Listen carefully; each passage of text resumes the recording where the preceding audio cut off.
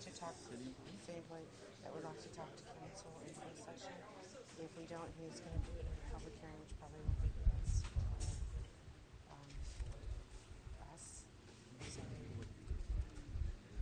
Presented by somebody, so if it's a personnel matter, we can discuss it, but if it's like... he just wants us to be aware of issues in the department, which we already know. Okay. But I just want to, maybe we could keep it and not bring it to where every... Are you going somewhere? Forward live streaming. So, okay, live streaming. Yeah, and if we can help this law about that, and as much as I would hate in public, I always got to keep your heads up. All right, how you been? I know he's going to call her, but I just want to All day text too. Bugged it in. Yeah. more trials. You anything exciting? I can. Yeah, I was on Huntington Beach for 4 days. Went to the beach. Oh, okay. Yeah. Then went to Pasadena and then Malibu He said he's 5 minutes behind, Beach. so if we can. I sat at home.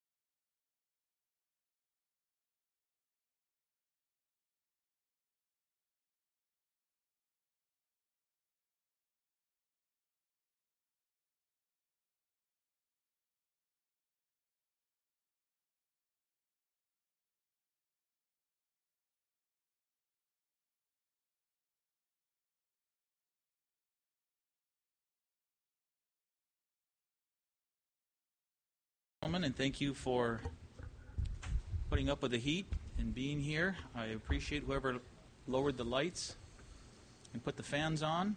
I actually kind of like the atmosphere. A little cool. Thank you. Popcorn would be nice. Cold popcorn. Roll call, please, Sonia. Mayor Andrew Medellin. Here. Mayor Pro Tem C.C. Foley Gallegos. Here. Councilmember Jose Rodriguez absent. Councilmember Donald Hawley. Present. Councilmember Derek Robinson. Present. Councilmember Will Oliver absent. And Councilmember Charles Rigby is in the building, Yes, but he he is away from his station right now. Thank you very much for that, Sonia. I will move into public comment. The first 15 minutes of the meeting are reserved for members of the public to address the council on items which are within subject matter jurisdiction of the council. Speakers shall be limited to 3 minutes. Speakers will be asked to identify themselves and state the subject of their comment, if that item is called.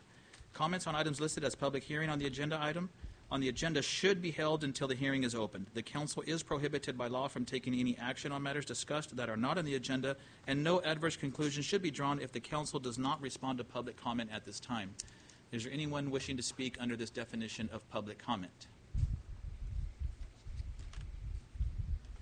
Seeing none, I will close public comment and move into agenda item number 1, which is our workshop of the City of Madera fiscal year 2017-2018 proposed budget. I was hoping I would have at least 3 other members here by this time. I know Councilman Oliver said he will be just a few moments behind. I did speak to Councilman Rigby, who I do believe is in the building. So this is too important, Mr. Tooley, to get started. So if the audience would not mind, maybe just a few minutes, so my colleagues will be here. Good afternoon, Councilman Rodriguez. Thank you for being here.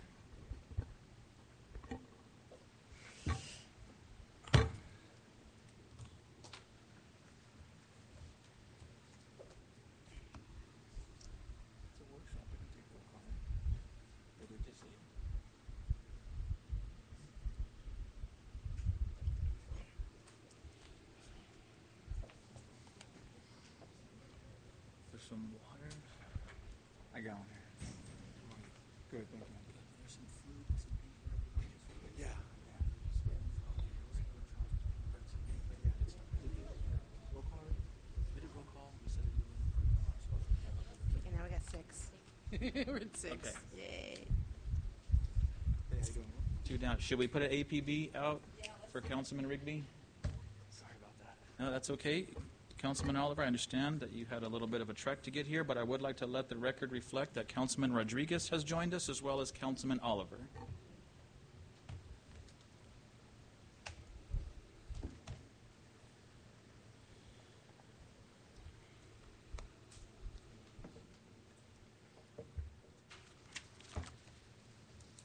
Grab some food or something like that to get started. We're just waiting for Charles to turn the corner, and then we'll get started. All right, thank you. Should we give him a round of applause?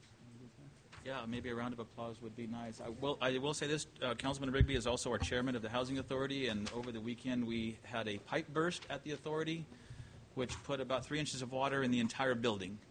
And so he's kind of been on the phone and trying to work a little magic to help out as best as he can for a temporary building. So I'm sure that that's what he's trying to do. With that, we are rejoined by Councilman Rigby. Sorry, just trying to help out. Understand completely, Mr. Councilman. Let the record reflect that Councilman Rigby has now joined us. We have all 7 members here. Mr. Tooley, thank you very much. Thank you, Mr. Mayor and Council. I'm on? No? Hold it closer, City Administrator. So let's begin with a moment of full disclosure. The budget that you have in front of you does not include a new HVAC system for City Hall.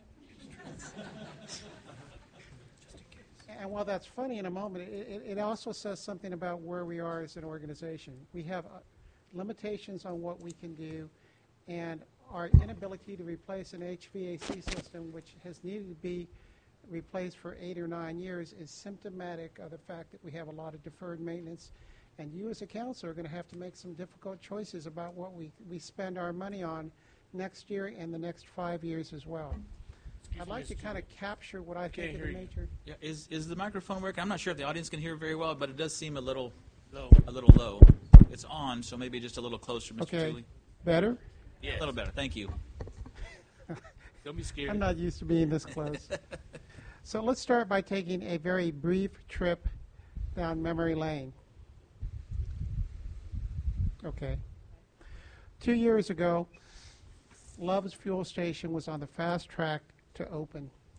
Love's represents 80 to 100 new jobs for our community and would add several $100,000 to our operating budget in terms of new revenues. 2 years ago, the inside word on the casino was that they were about to break ground, and a $250 million project pumps a lot of money into our community and 11 to 1,500 new jobs is a game changer by any definition. 2 years ago, we could close our budget process. We could close an operating loss in excess of $1 million because we were very good at conservative financial principles. Let's talk for a moment about today. Love's is still on what they characterize as a fast track. Best case, they begin construction in November or January. Going forward, we won't see the first dollars from Love's for a minimum of 18 months. The casino is probably in litigation for another 2 years. Once out of litigation, the project will be built in phases. As you've seen in the material we provided you, we are now generating an operating loss in the general fund. We have progressively cut the flexibility out of our budgets as a matter of necessity. In a recent presentation, we also described to you what I'm going to characterize as a PERS crisis in the state of California. Between now and 2022, you're going to see our PERS contributions increase from $3.8 million to $6.5 million, or more depending on how PERS changes their underlying assumptions. Measure K is going to help us, but is limited based on the promises we made with regard to public safety. The first order of business is to fulfill the promises we made on public safety. Mayor and Council, it is my professional opinion that cities and counties are not going to solve the PERS crisis without intervention by the courts and the legislature. I am comfortable predicting some cities and counties are going to declare bankruptcy over the next 5 years. Now, even if we lose $1 million next year and $2 million a year after that, we're not going to be in danger of going bankrupt. However, we need to be worried that the gap between revenues and expenditures is not just growing, the gap is accelerating in size. For the foreseeable future, we need to be focused on building our revenue, creating more wealth in the community, and limiting expenditure growth. The recommendation you have in front of you provides you a number of cost reduction alternatives, including reductions in the workforce, notwithstanding the fact that you're already, within this budget, you're adding positions to the city's general fund. Some of those will be as a result of Measure K, but some of them in code enforcement are as a result of your new rental inspection ordinance and will directly impact your general fund. Today I'm suggesting to you that our financial landscape has changed, and it seems we must change as well. Tim, I think it's up to you now to begin the presentation to council on the specifics. And again, when we get to the point that we're ready to talk about alternatives, I'll be back in front of the microphone. Thank you, David.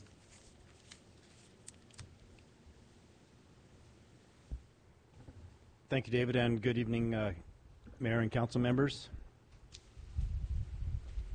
We have a unified slideshow that we'll be using for myself and for all departments for the presentation this evening, and we'll start that at this time. This is the budget workshop for the 2017-2018 budget. On the agenda, we'll have the general fund discussion and summary. Then we'll have general fund highlights by department. Then we'll have the enterprise fund summary and discussion, and the enterprise fund highlights by department. Then we'll have the internal service fund summary and discussion, and the internal service fund highlights by department. And by the way, those by department times, that's when the departments get up and share their budget highlights with you. And then we'll hit the special revenue fund summary and discussion. At that point, we'll probably be too hot and tired to understand what each other's saying, but we'll at least hit the highlights of those. Those are non-operational in nature anyway. And then we'll wrap it up. So this is the general fund budget message for today. Nice. Any questions? So the question is, are we still crying wolf? Because I look back and, we've had some criticism about the way that we do budgeting. I look way back to 2001, 2002 and saw that way back then there was an $830,000 deficit budgeted. Sure enough, they turned around and had a $26,000 surplus for that year. Nothing new, right? So in 2016-2017, Madera budgeted a $1.4 million deficit, and we're estimating a $900,000 actual deficit at this point. So our actual and our budget are getting closer together. Even though it's a pretty big swing still, $500,000, we're getting closer. And fund balance back then in 2001-2002 was $2 million, basically, which meant that a $829,000 deficit was 38% of the fund balance. In the 16-17 budget, we have a $14.4 million surplus, or not, fund balance. Of that, $12.9 million is unassigned. So that reflects a 10% deficit, 10% of the fund balance deficit. So we're getting closer. So we've been tightening the budget over the past 2 years specifically. The city administrator specifically told me he didn't want to paint the picture that we're crying wolf and then all of a sudden have a big surplus again at the end of the year. So we've been tightening those budgets. And in fiscal year 15-16, we basically hit the bullseye. We were right at 100% of budget. We were within less than 1% of budget for the revenues and within 1% of budget on the expenditures. What really prevented us from actually realizing a deficit in 15-16 was the $1.5 million of capital lease financing that we had to recognize. Now that we recognize that in 15-16, we have to expend those dollars and recognize the expense. So it takes the picture and makes it more difficult for us to bridge that gap. And as you can see on this example here, with the exception of 2015, departments have really been tightening up their budgets over the past several years. I added up those percentages from 2010 to 2015, and it averaged out about 94.5%. If we had a 5.5% cushion in the budget, this would be a real easy meeting tonight. But we don't have that 5.5% cushion anymore. We're right at 100%. So we're crying wolf, and we're meaning that there's wolves at this point. So we need to decide what level of service is sustainable. I took these numbers changed. We're at about little over $2 million now. At this time, when I ran this report, we were about $2.5 million. So we have been cutting expenses and trying to find additional revenues. So the picture's improved from this point. But if fiscal year 2018 was a $2.5 million deficit, you roll forward to next year, fiscal year 2019, that's nearly $4 million. And each year, you can see how those deficits continue to expand or accelerate, as the city administrator said. And then here's some of the assumptions. This was just showing a 4% sales tax increase, 2% property tax, and overall is basically a 2% increase in revenues. And I use the same 2% increase in personnel costs, with the exception of CalPERS. So it's really comparative as far as coming up with the forecast. But the bottom line is, we're looking at $2 million now instead of 2.5. But you have so many people with the benefits, and the benefits are increasing with healthcare costs and CalPERS. And if you have a deficit now, the deficit's just going to get worse and worse as time goes on. We had a workshop regarding the CalPERS increases, and those figures were factored into this 5-year forecast. And these forecasts do not include a further change from the 7% discount rate. So they're already talking about possibly changing it to 6.5% for the CalPERS rate. And every time that they decrease that discount rate, up goes our unfunded liability, and up goes the contribution we have to make to try to keep up with that every year. So how do we balance the fiscal year 17-18 budget? We need to bridge a $1.6 million gap in fiscal year 17-18. Some recommended steps are to implement a soft hiring freeze, to implement a 3% across-the-board savings on maintenance and operations for approximately $300,000, and then implement an additional cost reduction plan on top of that. Then we have collective bargaining that's coming up, and if there's any savings to be had from that or losses to be had from that, that's totally unknown at this time. And then if we use the fiscal year 16-17 Measure K funds, we could potentially use $400,000 of the estimated $800,000 from the current fiscal year to somehow bridge part of that gap for next year's, the fiscal year 17-18 budget. And of course, the other consideration is the cutback on programs and reduce staff. David, you said that you would be back when we were to discuss these options. Would you like to return at this point? Mr. Mayor, my suggestion is that we take you through the remainder of the budget, and I think at the end of the presentation, that's the time to start talking about what you'd like to do. But until you see the budget as a whole, I think it's too early. I agree. Very good, thank you. So let's look at the summary of the general fund expenditures, and the revenues are included here, but these same figures were included in the staff report, and you can see that some of the departments have decreased since last year, some have increased, and we'll have discussion from the different departments that explain why there's an increase or decrease in their various departments. But the bottom line is, on this second page of this Exhibit 1, right here is what we're most concerned about. Actually, it would probably be right here. And there's the deficit. If you take the regular Fund 1020 plus the Code Enforcement 1020 budgets, you're looking at a $2 million deficit. And 1.4 of that comes from all of the departments in the general fund other than, within Fund 1020 that is, other than Code Enforcement, and then Code Enforcement's deficit for the year is $641,000. Total, $2 million, $36,000 deficit. That's just in Fund 1020. The other funds typically should balance themselves out. CDBG fund is money in, money out, or it should be. There's some timing differences there that can really throw things off. The insurance reserve fund, that can really go up and down depending on the retrospective adjustments that have to be made to make up for prior year's losses that are catching up with us related to workers' comp and liability insurance.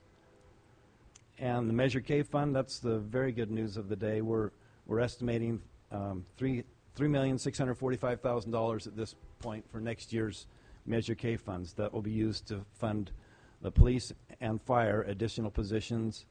And you'll see that in the fire, we're just setting aside $1.75 million for the future building of the fire station. And it looks like that may be at least 2 years out at this point, so that money should be very helpful set aside to keep down on the loan payments that we'll have to make once we do build the fire station and have to pay the debt service on that. So there's really not much change from Fund 1020 down to the bottom line of, I think it's like a $3,000 difference. Not much difference there. It's really the Fund 1020 that's our main point of concern. We're not concerned about Measure K because that money is designed for a certain purpose. We cannot use that to balance the rest of the general fund. So if you take, we're looking at $2,033,000, and of that we can add back one-time expenses. So included in the budget figures above is $400,000 of capital outlay related primarily to the Tyler Munis implementation. It's a one-time thing.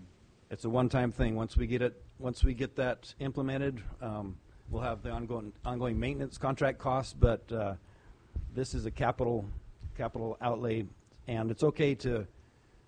It's a planned drawdown of funds, and again, that's part of the $1.5 million that we recognized in 15-16. We're going to draw that down now and recognize the expense. And Tim, to be clear, we have a couple more years of payments on the Tyler Immunity System, correct? Couple more years of payments on, well, until we complete it, yes. So this is, you'll see this as a recurring cost in future budgets until it's paid off. It's not so much a matter of being paid off, it's a matter of when the services are incurred. So as they do the training, that's when we pay for the training, and that's the biggest part. We've paid the rest of it at this point. But yes, of that, I believe it's $365,000 that's budgeted for the capital outlay related to that as we draw down the funds from the lease and pay the vendor. That $365 is all budgeted in next year's budget. It could be that we only spend $200,000 of that and finish up the rest in the next year to implement the Tyler system. Not real certain of when those services will all have been completed, but we've budgeted the remaining $365 in the current fiscal year of 17-18. So because it's a one-time expense, it's okay to back that number out and say, okay, operationally, we're only looking at a $1.633 million deficit.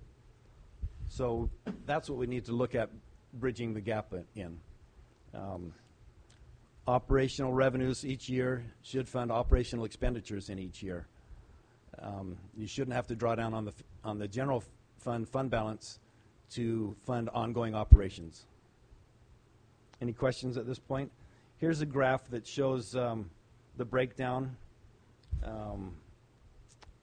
of the general fund expenditures, and this includes Measure K. So public safety here represents 49%, public works 8.6%, community development 8.2%, parks and recs 12.3%, and administrative services, which is a combination of various departments like the city clerk, city administrator, city attorney,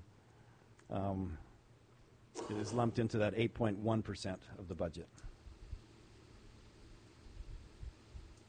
This exact slide, updated, will be included in the final budget, and I think it's very informational and helpful to the reader. So every year in the budget we include this Exhibit A, which shows how much each department brings in quote-unquote revenues, and then what their expenditures are, and then what the contribution to or appropriation from the fund balance results in. So I don't really pay much attention to this as far as how much each department costs, because in my opinion the taxes are really what fund most of the departments. The $19.1 million covers a big part of the $27.5 million of revenue. But we do have the various revenues that help offset the expenses. Tim, Yes. might I ask, when you say revenues, how do we generate those revenues there? Like, Okay, so if they're not taxes, they're typically fees for services or admin and overhead charges. So for the city administrator and others that are able to allocate costs across to the non-general fund departments, they bring in revenues for that. It's like the finance department services all the departments. Sorry, I keep spitting into this, but I'm trying to keep it close so you can hear. And so those are the primary revenues, either fees for services, grant funding that may come into a specific department, or interfund charges for services that are provided to the rest of the city. okay, so can you give example? I see city council, 40,000. Can you just highlight on that? Yeah, so that's a good example. The city council, you guys, you're not out raising funds for us per se, but because there is a charge for city council, we can allocate your cost. Your total cost is $153,000 to fund the city council, and of that, a percentage of your services go to the non-general fund, such as the enterprise funds and other funds, and we can charge them an overhead and administrative charge. So that basically is what comes back to partially fund the city council department. So in other words, you're bringing it from a different fund? Yes, Okay. non-general fund. Just wanted to make sure. Yeah, because, I mean, we could charge each other, but it really doesn't make sense if we're all in the general fund anyway. So we limit it to the portion of the city's services that are outside of the general fund. Okay. Thank you, Tim. Thank you for the question. That's probably enough on that slide. So this is the order that we'll be going over the budgets by department next. We'll have the city administrator, followed by the city clerk, the city attorney, then finance. And we'll just walk through those slideshows. We've asked each of the departments to present specific information. Their formats may vary slightly, but they're going to hit the highlights, and we're not going to go page by page, line item by line item tonight. So let's start off with the city administrator's office. So, Mr. Mayor and Council, I'm responsible for 3 budgets: the City Administrator's Office, the Central Administration budget, and Community Promotions. You'll note that there's an increase in personnel costs due to the addition of a temporary position. That is our, lost my train of thought for a minute. That's Becky McCurdy. She runs our purchasing operation, but on a temporary basis, she is our Tyler Munis implementation manager. I anticipate that position will go about another 18 months. The other person is Joseph, who does all of your social media activities. We have a limited amount of new capital outlay for furniture equipment and equipment that is related to Joseph's activities. One of the options you have in front of you is to reduce M&O and capital by 3%. Should you choose that option, I will be making some reduction in those planned purchases. Most of the M&O items in central administration remain status quo. There's a $400,000 decrease of operating transfer to other funds. Senior citizen services, I'm just reading this now, I know that's boring for you, and code enforcement are now part of the general fund. And there, you'll note a $300,000 increase transfer to the insurance reserve fund. Community promotion, there's a slight increase from the prior year's adopted amount. There is $155,000 in our contract that goes to EDC, $32,000 to LAFCO. There's a small increase there. $28,000 to other, and $5,000 to the Arts Council. You also have an ask this year from the Friends of the Madera Animal Shelter. So if you don't have any questions about the balance of my budget, I'd like to give the Friends an opportunity to make their ask of you. Mr. Mayor, are there any questions at this time? Thank you, David. Any questions, Mr. Tooley, regarding his portion of the budget under City Administrator's Office? Dave, real quickly, can you just, and I think I know the answer, but as far as senior citizen services, can you elaborate on what that encompasses entirely? I can. So what it's saying here is there is a decrease of operating transfers to other funds. In the past, we had set up a separate fund because it was originally thought to be funded by FM AAA, which is grant funding. Mm-hmm. Over the years, that funding has decreased, and it's most of it's funded now by the general fund anyway. Sure. So wisely, Marianne asked to have it made part of the general fund to recognize that this is actually a general fund expense, and any monies that come in from the FM AAA or other grants or other sources are recognized as revenue to the general fund. So rather than taking general fund money and transferring it out to the senior citizens programs, which were not general fund, it's been incorporated into the general fund, so it's a direct expense rather than a transfer. Is that? It's just a change in presentation. Perfect. Thank you. Any and other the questions? same thing for code enforcement also. Thank you, Tim. Doesn't Good seem like question. it. Thank you. And then No questions? Could we please invite Ms. Rhodes to make her presentation to the council?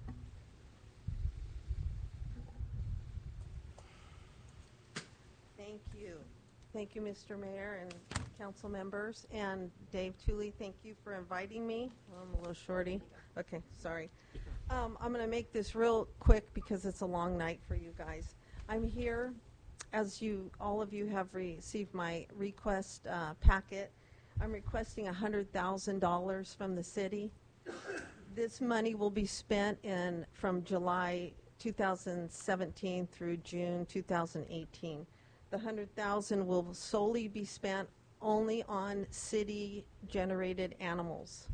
So with that money, $80,000 of it would be spent spay and neutering over 1,000 animals.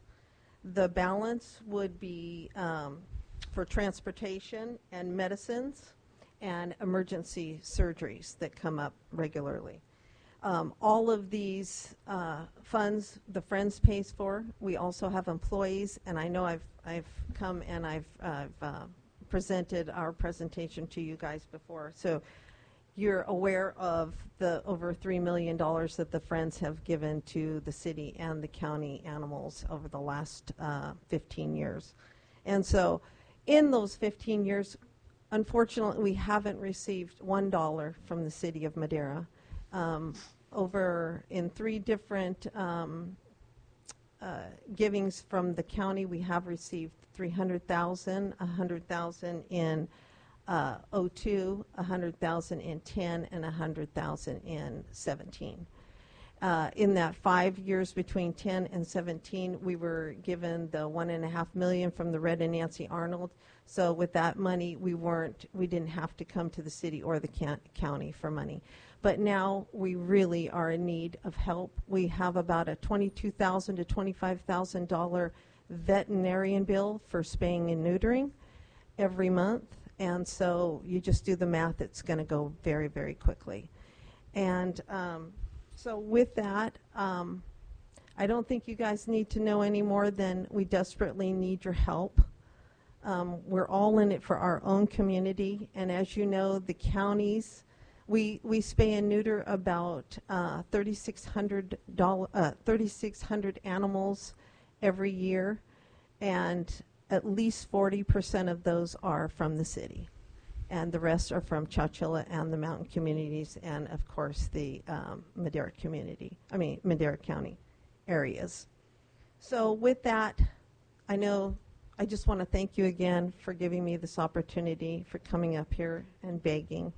I appreciate it, and please consider us this year on your budget. Thank you so much. Dave, thank you. Thank you for being here.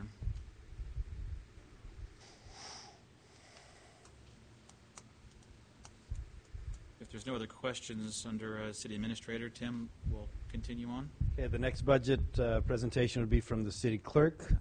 You can do it from there, and I'll move the slides for you if you like, Sonia. Thank you. Mayor, members of the council, the city council's budget shows a little bit of an overall decrease, and that's mainly due to the Section 125 benefit allowance dollars. That's the dollars that the city provides to the city council and staff for insurance coverage, and it depends on the level of coverage that you select. The reason it's a reduction is because for the last fiscal year we allocated full dollars for the 4 council seats that were on the election ballot. We don't have an election scheduled in this upcoming fiscal year, so it's not necessary to include a full allocation on that. And then also the facilities maintenance fund, that's an increase there. That's one of the internal service funds that Mr. Prisbila talked about a little while ago. It's the services provided as far as the building, the council chambers are concerned. And that is all I have for the city council budget, unless there are some questions. Thank you so much, Sonia. Any questions regarding this particular budget? Does not seem like it. Okay. Thank you, Sonia, for that. All right. Next will be for the city clerk's budget. We have an overall decrease as well. Personnel costs, there are no new positions, but there is an allocation for the cost of living increase per the MOU and employment agreements. Mm-hmm. For the maintenance and operations, as I mentioned, it's a non-election year, so we didn't have to budget any dollars for that. And then there are other minor line item adjustments. And that is all I have to present. If there are any questions, I'd be happy to answer. Any questions regarding the city clerk's budget? Thank you. Thank you. I hope this format's working for the council. The detail was included in your staff reports. We'll be glad to answer any specific detail questions you have, but fortunately we get the first 3 to start off with their own microphones. So next one's the city attorney's office.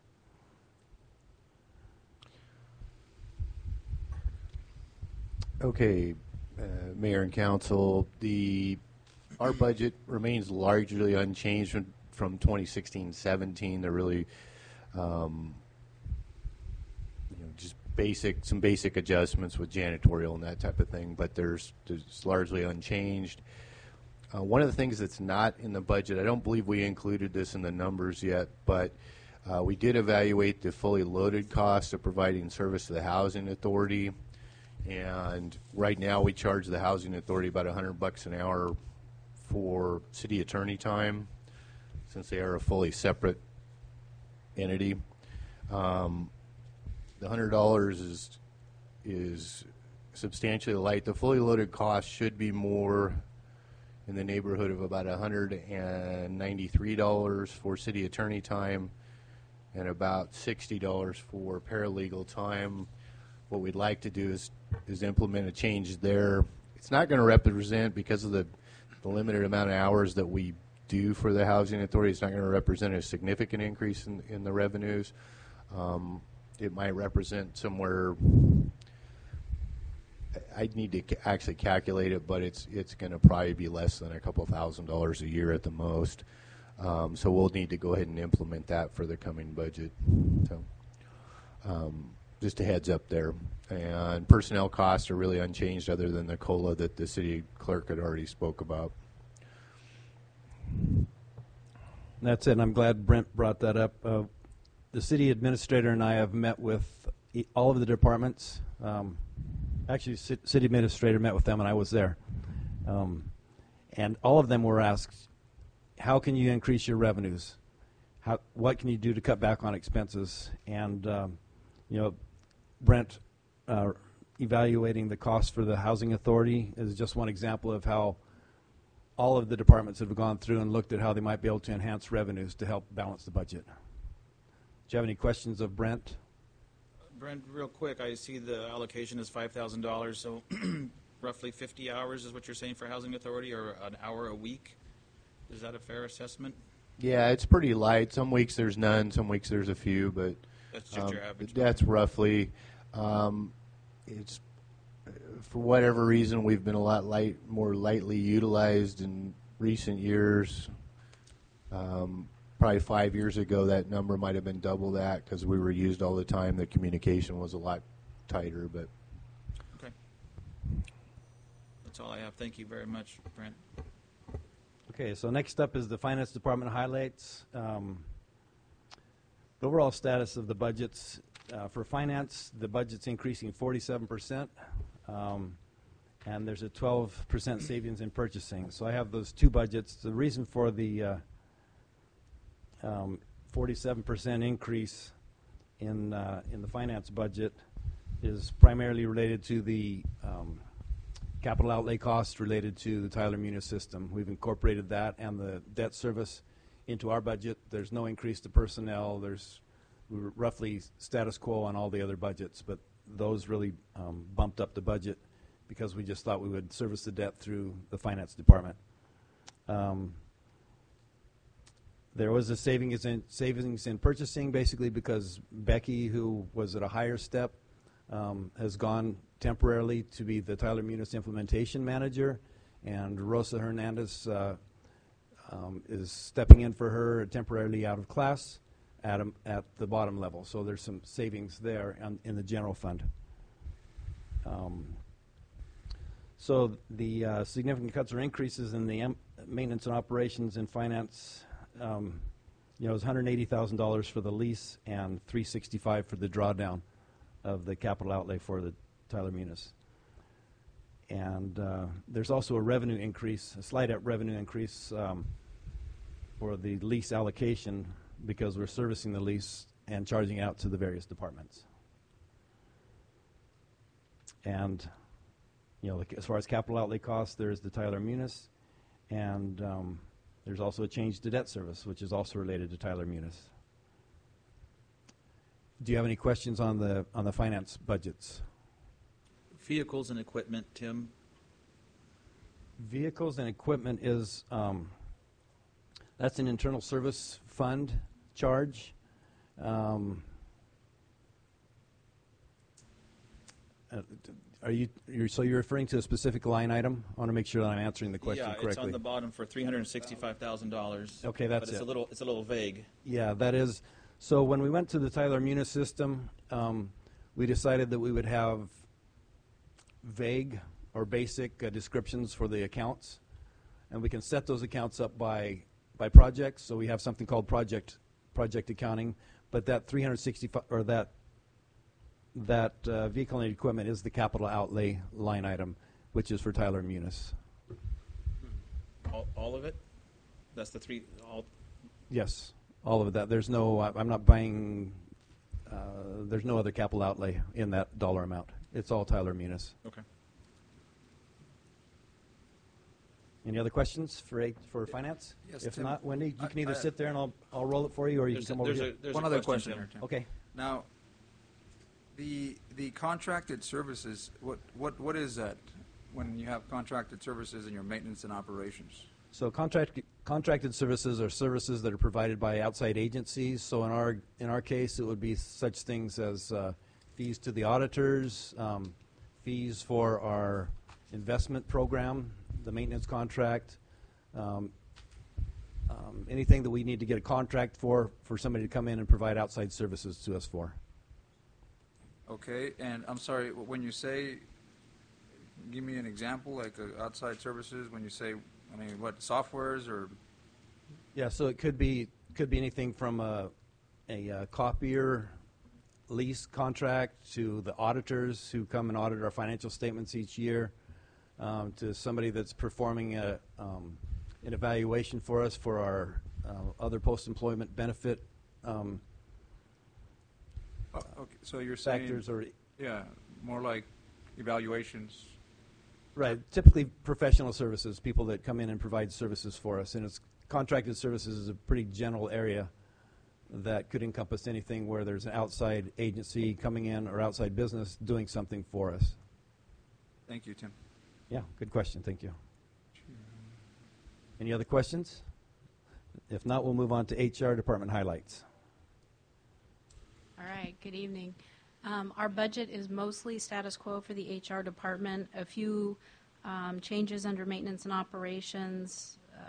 The biggest one was to the conference and training. That was by $1,800 because I have a new employee completing a degree at Fresno State, and they're eligible for education reimbursement under their memorandum of understanding with the bargaining unit. So we'll owe the money, so we need to put it in the budget. We know that going forward.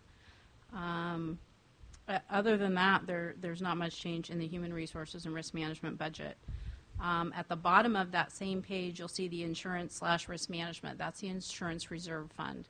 There's two main pieces that I would call the big pieces in that fund. One is what's it called in Munis? It's still called contract legal services. This is where we pay for legal services that are not covered under one of our insurance programs. So if we have a matter, currently we have the Latif matter, we're paying that out of pocket because of the nature of the type of claim that it was. So that goes through that line item. Or if we need legal services for an employment law type matter, we use outside legal counsel because Brent is the advisor to the city council, and so he can't also advise the city on how to act because he will later be advising the council on what to do on the matter. So we have to separate those two. So that's the contract legal services. Some years we spend $100,000. This year we're going to come close because of various issues we had going on. Some years we might not go past 20. But we budget the full 100 so that the money's there if we need to bring in those services. Usually it's a pretty quick turnaround when we need to do something of the legal nature. The other piece that you have there is the retrospective adjustments for the Risk Management Authority. Sometimes we get big checks back, and sometimes we're writing big checks. Every year is a little different. 2 to 3 years ago, we did a workshop for council on the upcoming retrospective adjustments, and we had some bad years that were coming up. 17, 18 is one of those. We were able to make it a little bit less bad. We were going to owe $650. You can see the budget line item is $450. The current year, we were supposed to owe about $100,000, and when the actuaries went in and did their study, we had closed some claims, we had some favorable development, and we actually got a check back for $200,000. So we applied that to this next year that's going to come online for adjustment to bring the liability down. So we brought it down from the 650 to the 450. But we will still be on the hook for the 450 as it stands. The studies get done late fall. We can always hope that we have some more favorable development. Those compromises and releases really help, and that's why we push for those when we talk about these claims in closed session. Are there any questions on either the HR department or the risk management fund that I can answer? Any questions, Wendy? Does not seem like it, Wendy. Thank you very much for that. Okay, we'll move on then to the police department highlights. Chief's cooling off. Mayor and council member, good afternoon. Good afternoon, Chief. So, I didn't do that. So I'll walk you through the PD budget. We're responsible for AB 109. That is your 2011 Assembly bill that passed that reduced misdemeanor to felonies and caused people that should be in jail to be released to jail. So basically, we've had $40 million funding going back 4 years, reduced to $90 million, not $90 million, to $20 million this year. Our portion of that $20 million was $60,000. Last year, our portion was $62,000, so really there's only a reduction of about $2,000. That funds one position in our, a fraction of a position in our SIU. The CCP funds is another component of AB 109. That is funded through the county probation, and that funds one FTE 100%. Our schools is two contract employees, 2 FTEs at 100%. Housing authority is 1 FTE at 100%. And then our PD admin, we have an overall budget of $263,000 over last year's adopted budget. How we got there, we see some M&O increases between PG&E, mail, and professional dues of about $38,000. Salary and interfund, $225,000. $160,000 of that is our vehicles that were held in abeyance last year, and then that bill's coming due this year. So our COPS grant, which was $500,000 originally, funded 4 officers fully for a period, has decreased to $131,000 over last year. There's $92,000, as you can see in your budget, that will be funded this year, which funds a portion of 1 officer. Animal control, we reduced $89,000. And then Measure K, we're fully funding 14 positions, 1 lieutenant, 2 sergeants, 8 officers, 1 records clerk, public safety dispatcher, network administrator, 6 police vehicles and safety equipment. So if asked by the community, you are clearly, and then some, funding Measure K. And that is it. Any questions? Great, thank you, Chief. Any questions? Yes, Chief, I had a question in regards to that first slide, police services.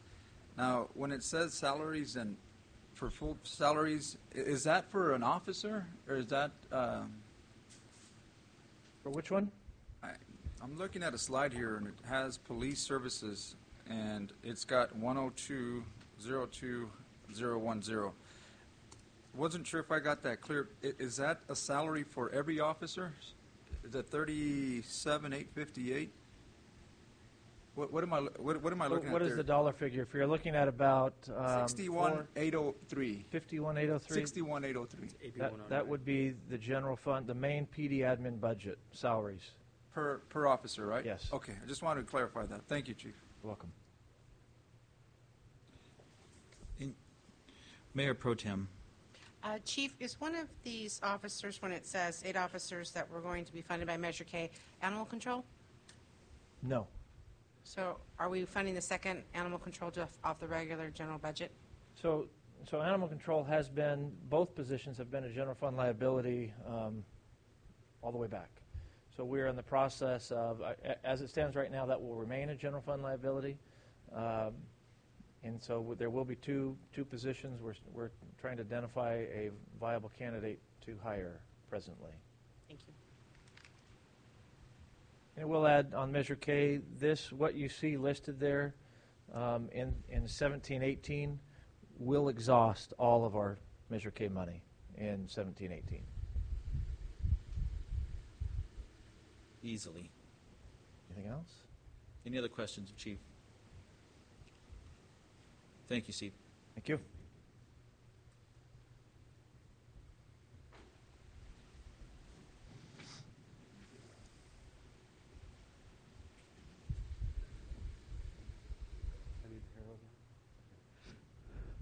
Mayor, council members, I'd like to report our overall status of the fire department budget is relatively unchanged. We've noted a slight increase of $56,000 in the MOU agreement due to the increases in salaries and benefit rates. There was a decrease in the admin rate. It went down to, I think, 12.59 to 12.01, so a little savings there. We're estimating we're going to attempt a $250,000 savings for the next fiscal year. Basically what happens is, salary savings, just like PD, we're able to, because of the way that our hiring practices are, we're able to save a little bit of money, but we do not lower our level of service on the fire engines, so we're able to still save that money. This year we did pretty well, kind of estimating a $364,000 savings. That was due to a number of factors, the same kind of thing, salary savings and such. So. A couple increases in our vehicle maintenance and our tool replacement funds. Basically, we're just putting them back to levels that we had in the years past. We're having another fire engine to our fleet, and then a new ladder truck coming this next fiscal year, so we'll need to budget for the maintenance of those. The revenues, the impact fees for the lease and specialist service fees that pay for the new fire truck that we paid on the lease, $454,000, right, Tim? That's for the new fire truck, and then the $1.3 million that we've ordered for the ladder truck in this fiscal year from the impact fees also. And one other place that we are able to do a little bit of revenue is, when we go out to federal and state fires, we charge them the services for our fire trucks. Myself going up to fires up in the hills. So to date, we've made about $39,000 for this fiscal year, and possibly $22,000 that we're waiting on. So overall, it's kind of the same as it was past years. And if anybody has any questions, I'll be happy to answer. Jim, thank you. Any questions, Jim? Mr. Mayor, by way of just brief addition, I'm disappointed to report that based on the statement of qualifications I've seen from the architects, it would appear that it is most likely the new fire station will not go online until 2019. That gives us some additional time to capitalize our financial plan, which has some advantages. Obviously, I wanted to see the fire station more quickly, but Chief Allen assures me he'll find a place for the ladder truck when it's delivered. That's what I was going to ask. Where are we going to put that truck? Actually, we got the one that he already bought for the county sitting over at Station 6 right now. So, and ours is a little brother of that one. So we'll find a slot for it. Do a little training. So thank you. Great. Thank you very much.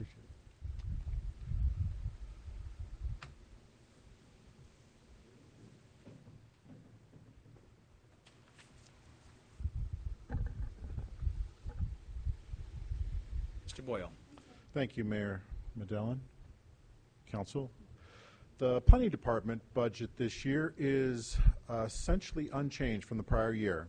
There's about a $1,500 reduction in the overall department's expected budget year over year.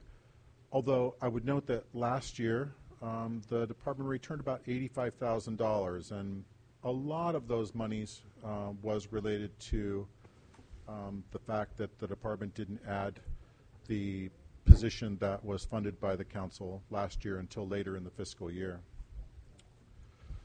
We look at the numbers. There are no new positions requested by the department, and consequently salary remains largely unchanged. There's no substantive changes to M&O. In terms of revenue for the department, there is a proposed fee increase to better reflect the cost of services provided. that would be an approximate 15% fee increase, and ultimately that fee increase would provide for an average cost recovery of about 75%. Now, that's cost recovery for the service rendered. It doesn't include the day-to-day operations of the department in terms of manning the counter and providing general services to the citizens that may call or email or come to the counter. That completes my presentation. I'd be happy to answer any questions you might have. Thank you, Chris. You said no new positions are requested. Does that mean that you don't need any new positions? Well, you really put me on the spot, Mayor Medellin. At this point in juncture, the planning department is prepared to function with it at its current staffing and do all the responsibilities of the department over the next fiscal year. But again, if I may add to the discussion, one of the primary purposes of the tax sharing agreement was, one, to get the new sphere of influence, but second of all, to put ourselves in a position to annex additional territory into the city. Nothing so defines our service delivery plan and our revenue plan as land use. And so one of the key missions that we should be talking about this year, once the county follows through on their commitment to include the new area in the sphere, will be to how aggressively we pursue the annexation process. That's a good point. That's kind of where I was going, Mr. Tooley. Thank you with that and wanting to expedite and be to continue to be as efficient as we've been. And I see a lot of great things on the horizon, so that's kind of why I was asking about your department. And then the cost recovery, we're not at 75% now, are we? No, we're not. Our current average cost of recovery for an entitlement is 60%. I would note, too, that using the fee study that we did at our last fee schedule update, I had asked my staff to give me a brief update. And as I've noted to councilmen in various meetings, my position would be that development services is always on sale in the city. And we remain below our average and below the median for the 10 cities that we use in the county to look towards measuring our value to the citizen. Definitely support the increase. Yes, it would. As I support the value. Any questions of Mr. Boyle? And, Mr. Mayor, with regard to the 15% fee increase, so that's just across the board for each fee associated with a permit, conditional use permit, rezone, or can you elaborate more on? I'll defer to the Community Development Director. Councilman Oliver, that's a good question. The last time that we did a user fee study for development services was in fiscal year 13-14, and it was early in calendar year 2014 when that schedule was adopted. So what we did is went back through the 2017-18 cost and rolled them into the spreadsheets, essentially the calculation model that the consultant prepared for us back in 13-14. And that generated new fees or new costs of service. The difference between the costs and fees are that the spreadsheet calculates what it costs us to provide a service. So let's say that a site plan review costs $2,000 of time and materials to produce. The permit fee is set at a percentage of that amount. And the previous baseline number, the general number of cost recovery that the council set in 13-14 was 60%. The level that's recommended now, the baseline is 75%. But there are a variety of other policies that the council endorsed when we had adopted a fee schedule previously, and those we haven't changed. So things like corporate style, developer style permits are set at 90 or 100% of fee recovery, things like only a large developer is going to need, with a mom and pop style conditional use permits are going to be at the lower end of those spectrums. The way that we stack multiple permits together, so for instance, whenever you need a conditional use permit in the city, you also need a site plan review. And so we varied over the years as to how that's done. The today policy is that you pay for the most expensive permit and charge 50% of the cost for the second. We would propose to change that to 100% for the first permit and 75% for the second, which is a little more in line with what we think the consultant suggested that we do back in 13-14. So it's not an across the board. I think maybe I could have answered your question in 30 seconds before. I should have done that. The additional information. It's not an across the board increase. It's a calculated increase according to the time and materials expended on each kind of permit. But you raise an interesting point. That's based on an average of time and materials. That does not necessarily mean that each permit is going to take those same amount of hours. Sometimes it's increased 20, 30, 50%. Right. But we still stick to that same formula of $2,000, as you say, and then a portion of that. So even if we're getting 60% recovery, it could be as low as 40%. Yeah, and I think we tried to deal with that in some ways by, let's say, as a member of the former member of the Planning Commission, you all know all these terms inside and out. But as a conditional use permit, for instance, maybe a conditional use permit for a very large auto dealership or auto mall, let's say. Or it might be a conditional use permit for alcohol sales at the Applebee's. So it's easy to say, well, it's a CUP, so it should be $2,000. What we have identified is that we have tiers of CUPs. We have the easy ones, which might be 50% of the cost, versus the larger, more likely to be a corporate-style CUP, which is going to be at the higher end of that range. And they are absolutely based on averages rather than trying to specifically calculate on a individual permit by permit basis what the cost is and required deposits and paybacks and those sorts of things. And I'm sorry, maybe this question is for Chris here. You mentioned before that in comparison to other cities, where do we stand as far as the rates for those fees? We're still much lower than many of the municipalities that we use as examples. As an example, and in support of the community development director, a conditional use permit, the median for a conditional use permit in the 10 cities we use as comparisons was $4,638. With the fee schedule adjusted, our use permits will be $2,225. So you're talking about half of the regular price. Similarly, with a tentative track map, our fee adjusted will be $45.50, and the median, the average cost will be $87.89 for other municipalities. So we do feel that we have a competitive advantage. We still have a more than competitive advantage over the competitor, the adjoining municipalities within our geographic range.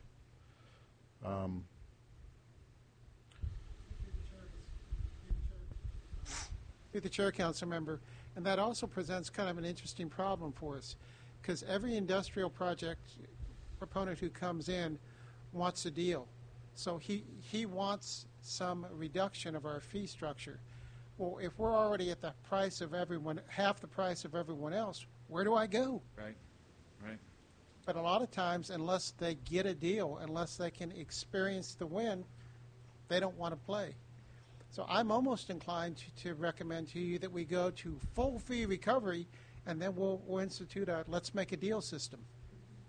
Yeah, but and maybe this is not an easy question to answer, but if we're already at the very bottom of these fees, then why isn't that businesses are jumping at something like this, especially in zones that like industrial and commercial zones? I can answer that question, council member, because fees don't tip the scale.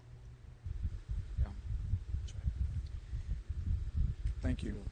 Councilman Oliver. So this would represent roughly about an $80,000-$85,000 increase in revenue with those adjustments, right?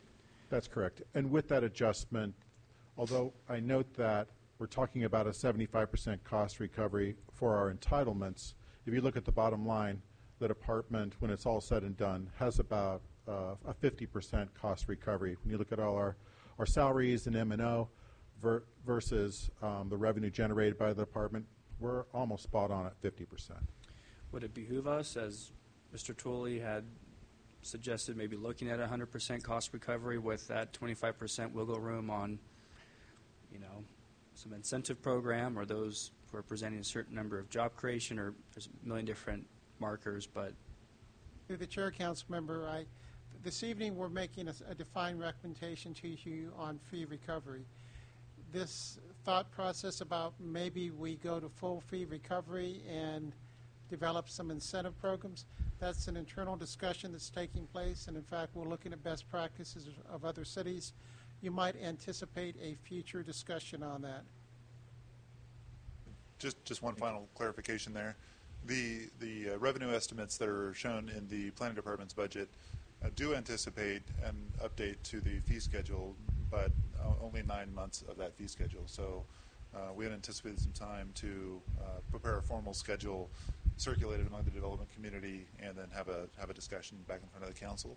So should you choose to incorporate a modified system or an incentive-based system, there's time to do that. Have that discussion.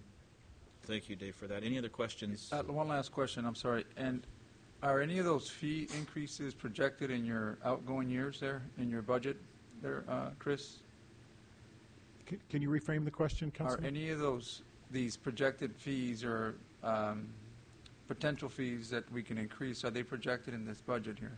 Yes, they're accounted for, as the Community Development Director just noted. 9 months of that fee schedule update is reflected in revenue. Okay, thank you. Any other questions? Thank you, Chris. Council.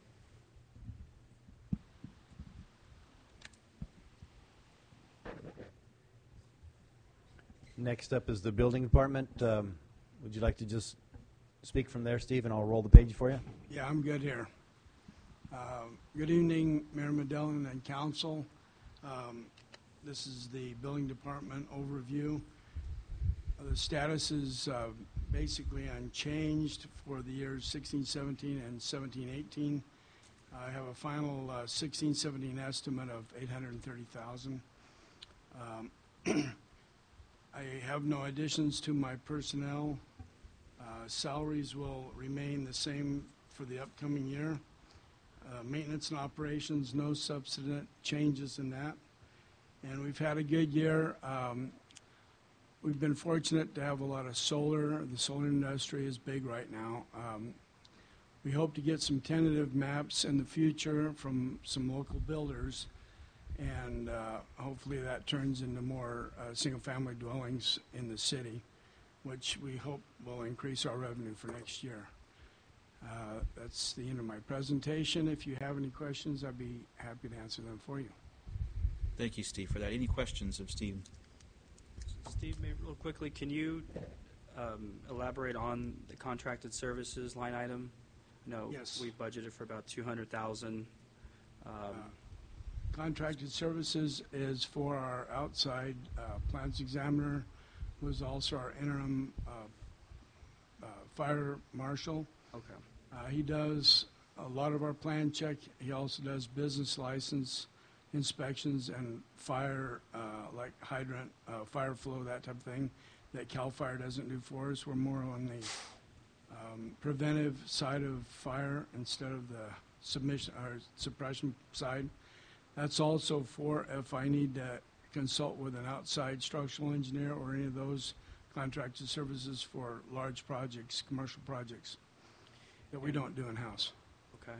And then kind of piggybacking off of Mayor Medellin's question to Mr. Boyle with regard to our staffing levels, I mean, when you look at the demand for, you look at an uptick in possible construction and new development, what are you foreseeing internally as far as having the staff resource to tend to those needs? Or Well, currently we're holding our own. When that time comes, we'll go and talk to the council about any changes in personnel levels. Okay, thank you. Any other questions of Steve? Thank you. Moving on. Looks like we're on to engineering. Mr. Helmuth. Thank you, Mayor and council members. Overall, our expenditures for this year are increasing by about 1.3%. Actually, I think I corrected that in an earlier version or later version of this. It's about 1.1%. Our revenues have increased or proposed to increase by about 5.5%, while salaries and benefits are reduced by 3.8%. Maintenance and operations proposing to increase that by $72,000 or about 54%. I'll get into a little bit more detail on those here in a couple slides later.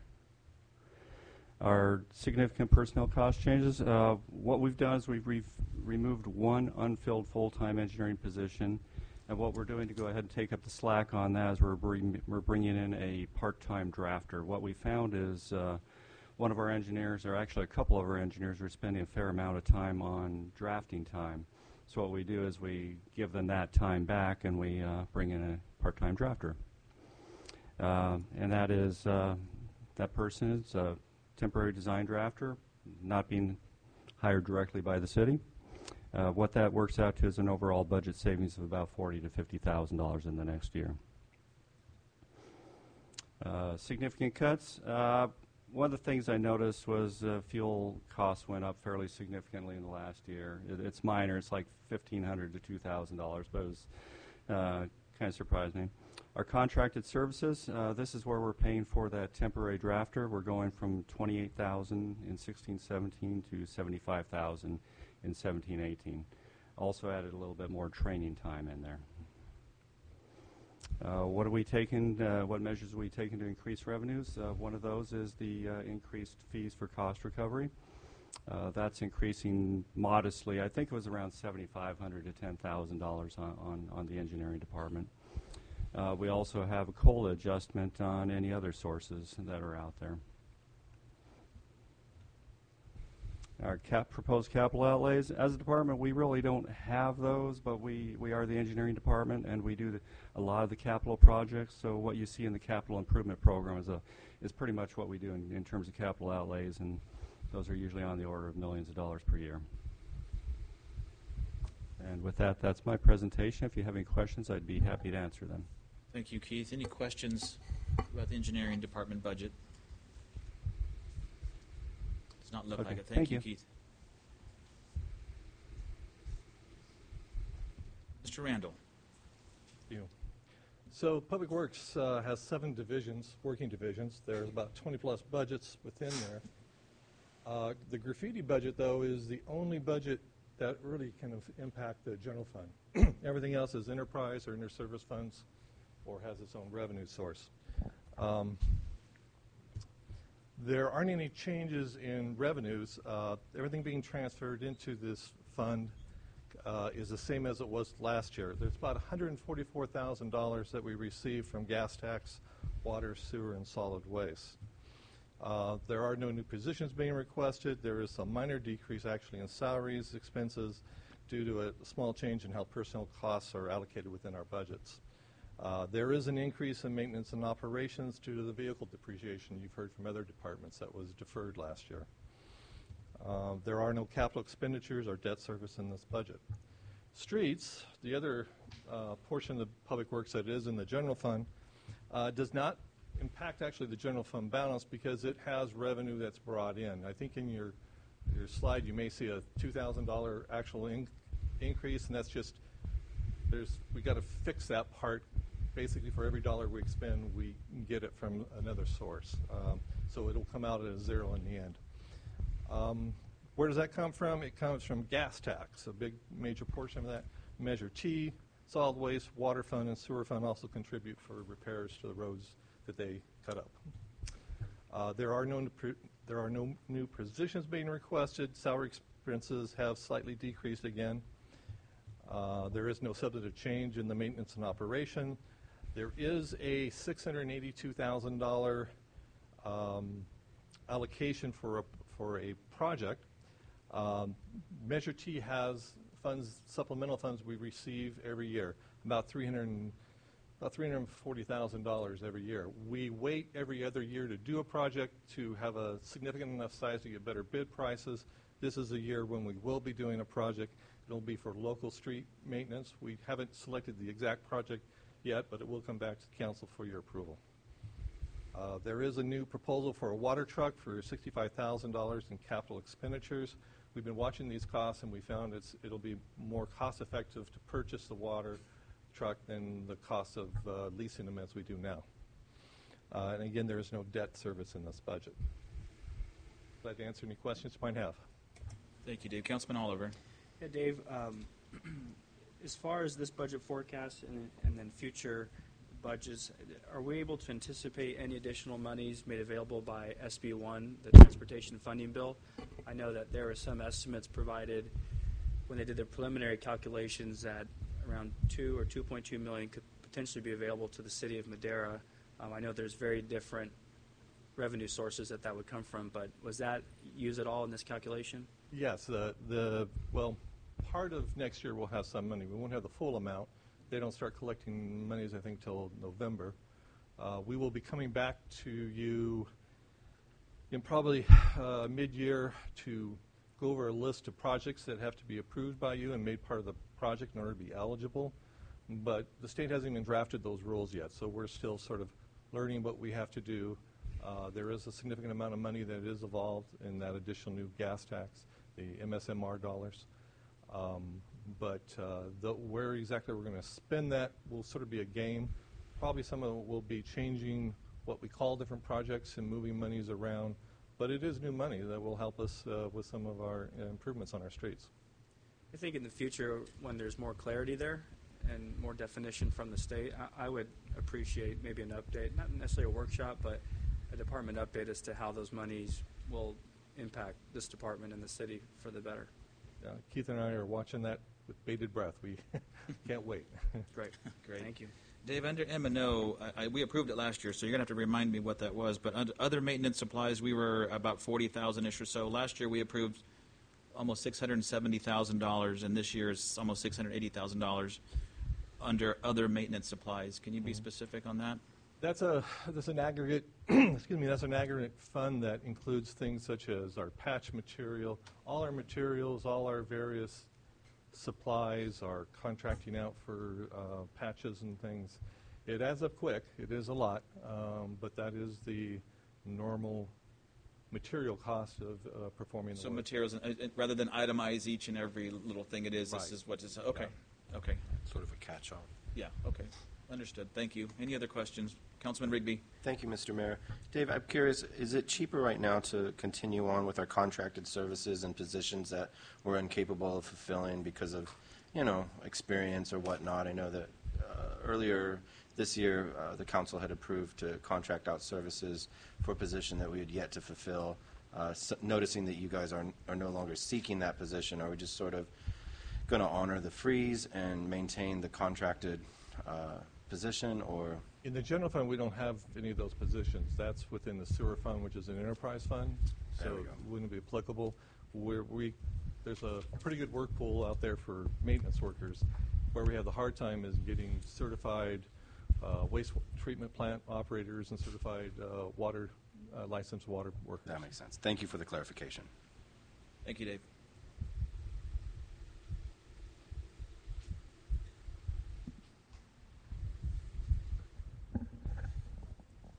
Mary Ann. Thank you, Mr. Mayor, members of the council. Thank you, Tim. We did it a little bit differently, but we're capturing basically the same information. I will dive into the details, but this is kind of the overall position of the Parks and Community Services Department for 17-18. The requested budget represents an 8.8% increase in general fund support over 16-17 levels. Revenues are slightly down, and I'll touch on that in a future slide. I think we're going to have some good news there. Salaries and benefits, because of the cost of living increases and step and column increases, this 2.7% increase actually represents a reduction in part-time staff hours. Maintenance and operations up 11.9%. Again, I'll touch on that soon. Same with capital outlay, which we're requesting $20,000. We are not requesting any additional staff at this time, and as I mentioned earlier, the 2.7 increase represents the cost of living raise expected in July, in addition to any step and column increases or longevity pay that's expected in this upcoming fiscal year. The department highlights continued. Most significant increases to M&O, and this is almost to the penny, are $179,880, all from 5 major places. One is facilities maintenance increase of $45,000. That's an interfund charge, as is the charge for vehicle repairs, which will be going up $9,600. You may recall that we suspended the vehicle replacement schedule last year, and we've put that back into place, and so that impacts Parks and Community Services by $56,721. Contracted services janitorial was increased by $35,000 over last year, and PG&E is expected to increase $33,500. All of those things really fall outside of the boundaries of our control. What was internal to our control, we found about $18,000 worth of cost savings, and so we reduced that increase of $179,000 down to somewhere around the $162,000 mark, if that makes sense. Measures to increase revenue. We are in a perpetual hunt for outside resources, including small grants from PG&E to larger grants from CDBG and other such grants. We cost allocate our staff time to some in some cases, and in others, like the senior grant we got, for example, mostly pays for the part-time temporary staff at Frank Burgon and PAC, as well as some full-time staff. Fees for service contracts, and this is where I said we might have a little bit of good news. We have a fee-for-service contract with Madera Unified School District. Presently, they pay us $147,000 annually to provide after-school recreation programs. That's going to continue into the next year. And you may recall in April you passed a contract with Madera Unified for parks to provide recreation and enrichment programs to foster and homeless youth, and that program was a pilot program. It was for $60,000. It's worked really well. Both sides are interested in entering into an agreement for the upcoming year. Those of you who were at the Realtors Association meeting last week saw 90-plus kids in a camp.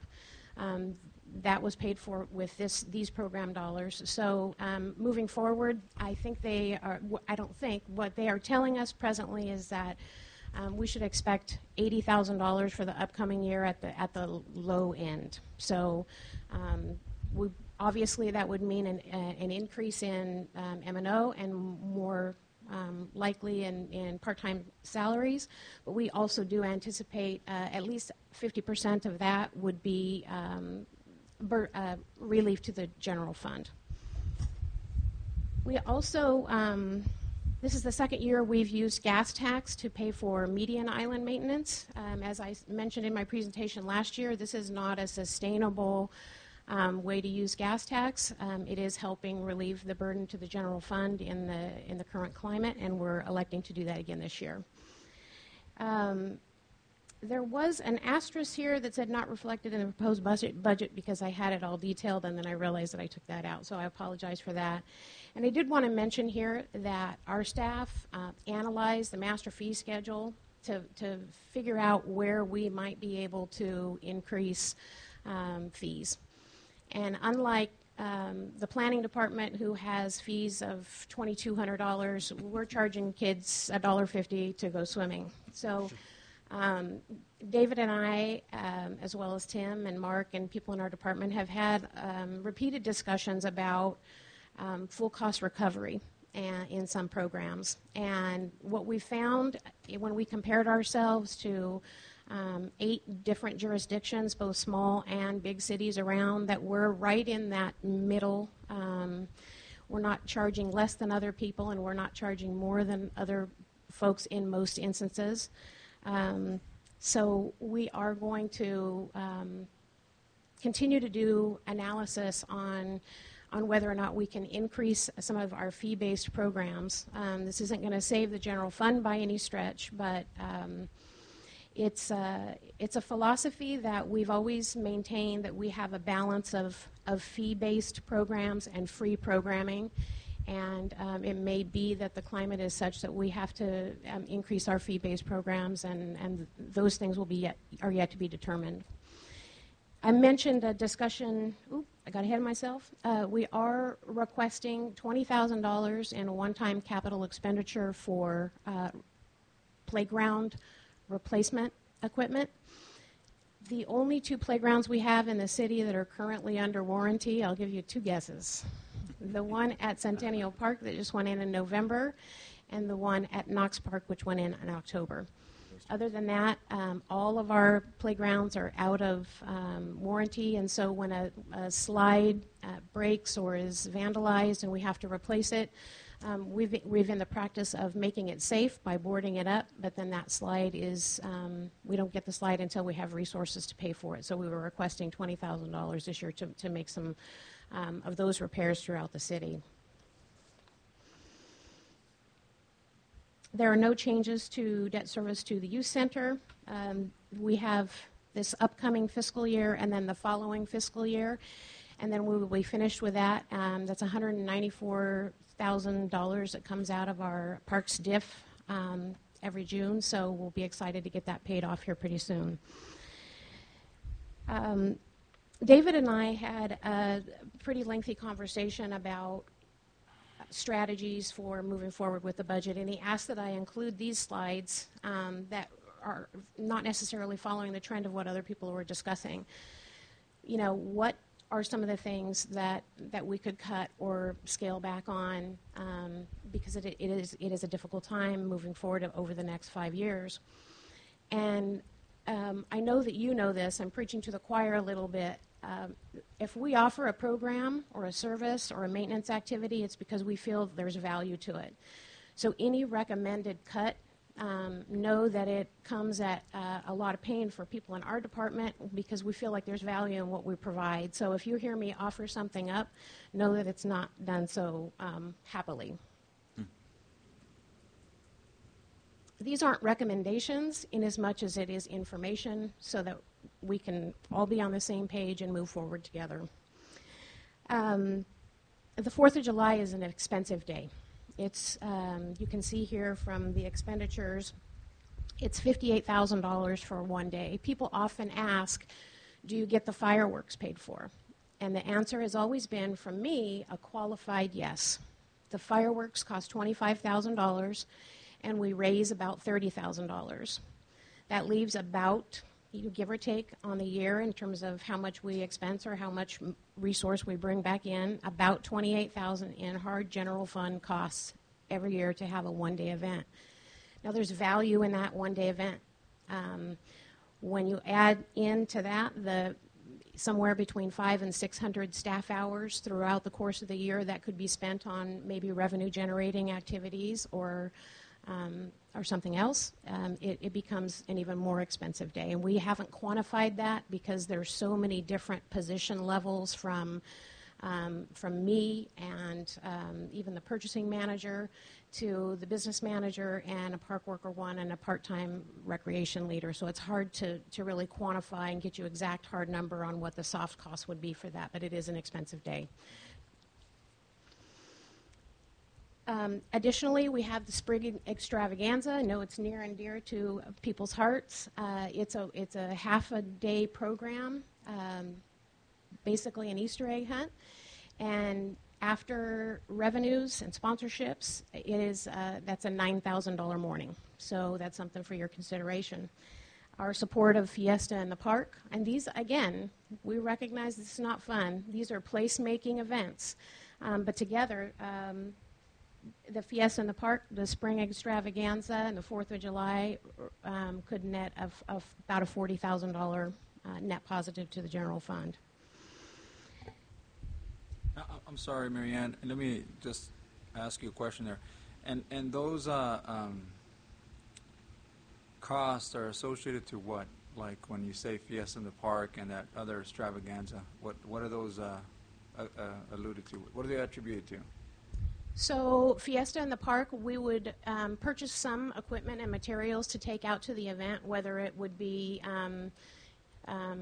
for low organized games or whatever we're doing, family fun games. But the bulk of the resources are spent on staff time. Staff time, kind of like with the 4th of July. 4th of July gets really expensive because it's a holiday, and those full-time people are getting paid double and a half time. Contract those services out? Contract the services for the... That's what I'm saying. Is it cheaper to contract services out for that day? You know, frankly, I've never considered that. I don't know of somebody... Because you have to pay holiday pay for that day, we do, right? yes. And which is, okay. I'm just throwing it out there. I wasn't sure what these other fees were for, if that was mainly your staff. Is that what that... Just the cost of doing business, a lot of it is staff time. It's a 14-hour day. On a holiday. I said that has to be at least a 12 or 14-hour day when you consider the golf tournament, the fireworks show. I mean, 17. 17. Wow. Yep.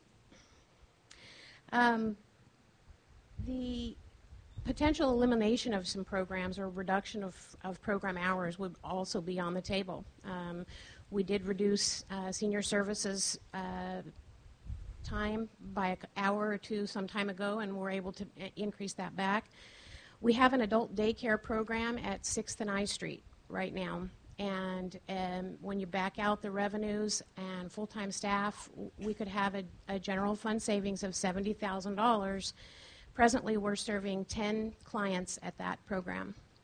That's about $7,000 per client. Now, again, nobody in the city recognizes the value of that more than the team who works on that program. For those 10 people who are there, it's important. Balance that with eliminating drop-in after-school recreation at Pan Am Community Center, where the costs are more like half of that for the entire year, where we're serving maybe 40, 50, 60 a day, maybe 20, 30, depends on the day. It balances out to just a significant difference in cost per program participant, recognizing fully that the services are very different. It's just some things that David asked me to have you think about. So be happy to take any questions that you have. You know, I got to say that, the amount of money that's spent for that 4th of July, I mean, I'm looking at those numbers and, that's pretty amazing on what an hour of fireworks can really cost. Now, as far as the other programs that you mentioned, I know that they have a lot of value in the community. And, not something that I can recommend today, but at least consider that, maybe we scale back on that show so that you don't really cut other services that are more important that go more than just a day, possibly the year and what have you. But, yeah, those numbers are pretty high. But, I mean, I understand the value that it brings to the community. I think, I don't know, it's been going on for how long? I mean, I've been going it the last 7, 8 years, but I don't know prior to that if this was a tradition that Madera continuously has. But maybe you can answer that for me, Mr. Manager. Is that something that we've always had here in Madera? Well, it was a long-standing tradition. It used to be held at Lionstown and Country Park, and it was suspended for some time. I understand it was budget concerns. It was brought back the year before I came in 2007, so I think the July 4th, 2007 was the first year that they had it out at the golf course, and it's been there every year since. A lot of, if staff's going to be, all staff aren't there for 17 hours, but some are. And the golf tournament really is the largest funding mechanism Right. to the evening. So to cut one part without the other is really not. And how many attendees would you say are present at this function? Not that I'm trying to throw the presentation off, but, I just brought a lot of interest. We get we estimate based on the amount of cars that we have parked in the parking lot in the evening, around 5,000 people come out from all over the area. A lot of neighboring communities have stopped with their fireworks show, or ours has gotten a good name for the fireworks themselves, quite excellent. So people are driving. We see a lot of people coming from out of town, which is, we like that. Has the city imposed a parking fee or something like that in the past? Is that something that's normal? We have talked about that, and we've landed on it being an extreme safety hazard because everybody they don't trickle out. They wait until the sun goes down, and we already work with CHP and PD sometimes the traffic is actually backed up onto the 99. So if we were to take parking, we're concerned that we would back traffic up even further, and for the $10,000 we may get, we didn't feel like it was worth the liability. We've talked about it recently, and we could certainly revisit it again, and we'd be happy to listen to people's opinions. I think the best way to do it, if we were to go that route, would be to hire a third party that has that experience of getting people in and out quickly and safely, versus some of our part-time staff who don't have that parking experience. Yeah. Well, that's something we can revisit later. I just, I wanted to ask a couple questions in regards to those numbers that you presented. But thank you. We've also considered charging a gate fee. A gate fee, yeah. Spoke to the Chamber of Commerce in Kermit, and they charge a gate fee. The problem is the golf course is open, and people can just come from, the almond orchards. They can come from all directions. So it's tough to charge a fee with that layout. Yes. Councilman Oliver. Yeah, I agree. I think the 4th of July Spectacular, I think that's what we call it, right? Is such a great opportunity to showcase the city, and kind of on the same level, if not, about the same level as the Pomegranate Festival. And anytime you bring 5,000 people to a venue or facility, maybe there's some opportunities for additional exhibitors or to rent booth space or something to that extent. And so I like the questions as far as future maybe community partnerships, whether it be with service clubs or the chamber or others who have stepped into some of those community event roles, and because it certainly is eye-opening to see that $17,000 cost figure.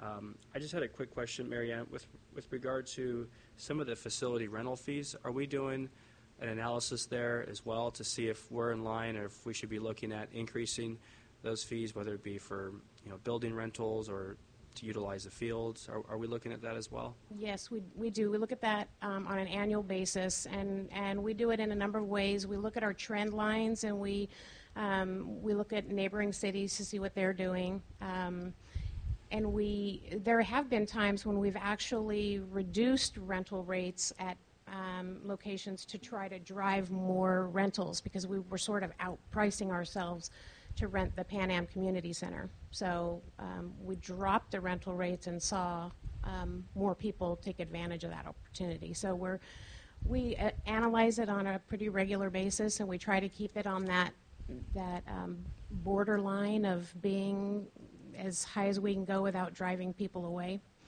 I saw in here for the John Wells Youth Center, we're not anticipating any rental revenues of the facility during this upcoming year. We don't have very many. One of the challenges to that is we have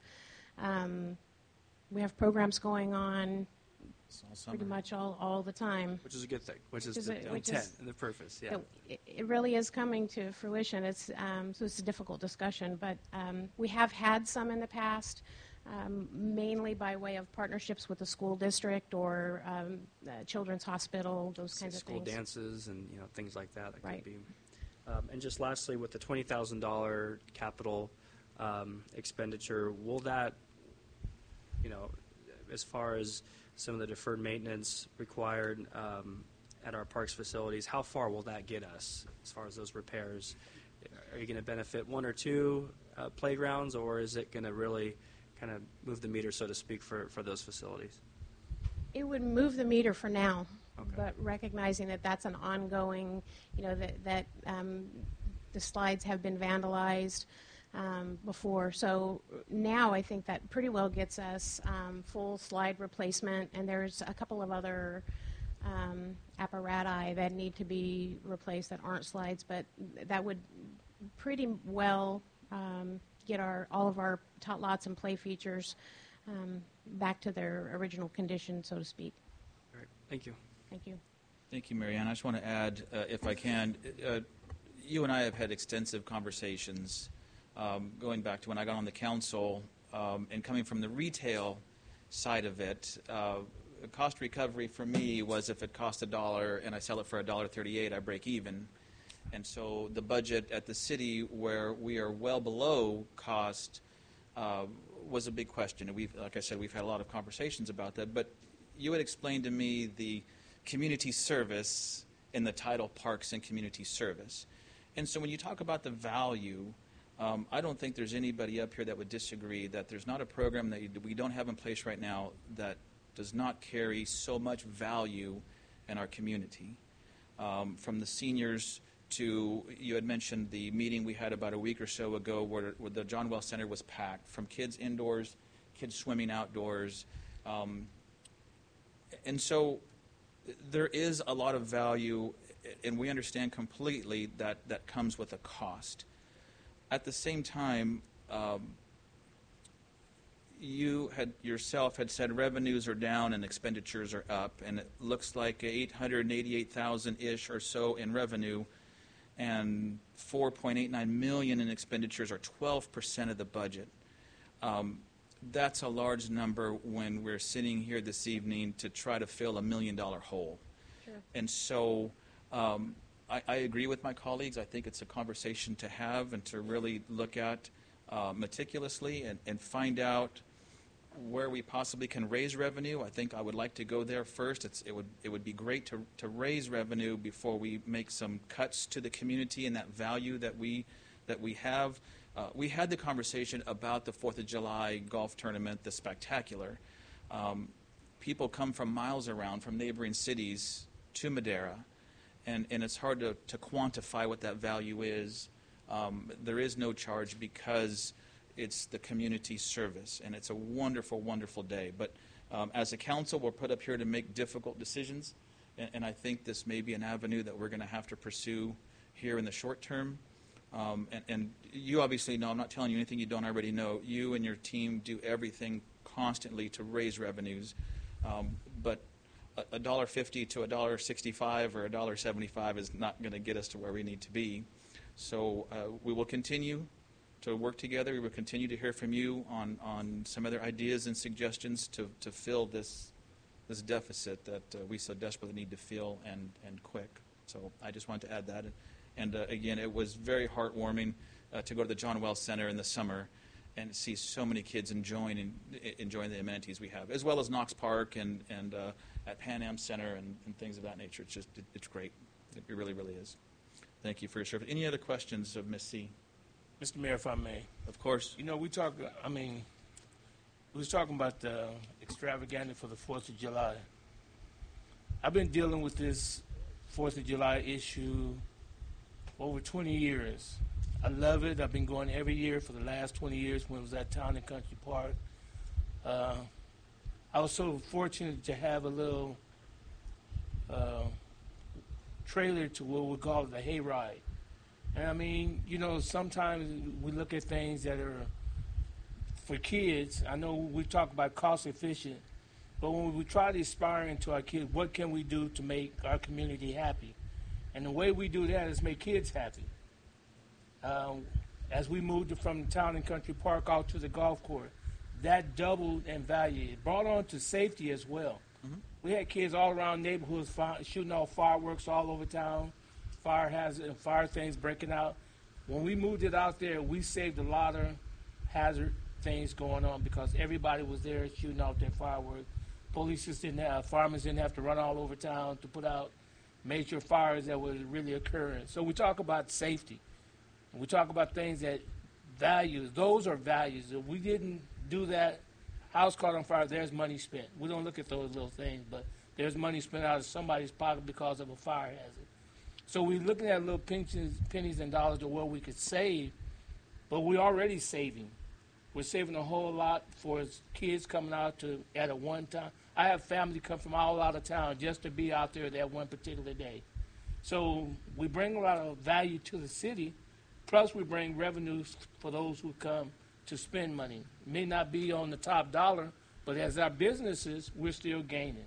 So sometimes we want to figure out how we can cut and save, but we're really not really cutting and saving. We're really costing ourselves when we do these kind of things, when we take out certain programs or jack up the prices. When you jack it up, you eliminate other people. So we really, like you said, Mr. Mayor, we need to really look at it as a whole and see what the avenues are and what the value is for our community. Thank you, Councilman Hawley, for those remarks. Mayor Pro Tem Gallegos.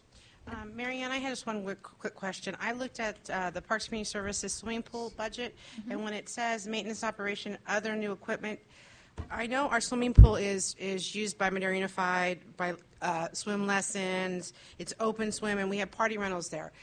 I don't see it here, but is it in the CBG funds for a diving board? We haven't had a diving board at that swimming pool in a few years, if I'm not mistaken. This is the second year that we're absent a diving board, and yes, with the $430,000 awarded in last year's CDBG appropriation, we are going to replace the diving board. Great, thank you. Nice. The Mayor Pro Tem will be the first to jump off and christen the high dive. Yes. It's not going to be Wonderful. high. I don't think it's going to be high. Yeah, it's a 20-footer. No. Councilman Robinson. Yeah, I was thinking about, like revenues, right? And, like you go to different places and they highlight their gift stores. They sell official city logos. Like for a senior citizen, they might have certain item products that seniors could use. They might want to, buy. And, and for instance, you have people coming from other cities, they might want to bring home a gift. So there might be something we can think about, the gift center. Increase revenues. Yes. Andy Medillin bobblehead. I like it. Yeah. I like it. Mayor Pro Tem, you have something else to... Again, Marianne, just one last thing. We talked about increasing revenue.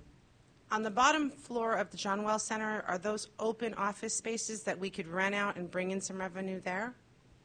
They are.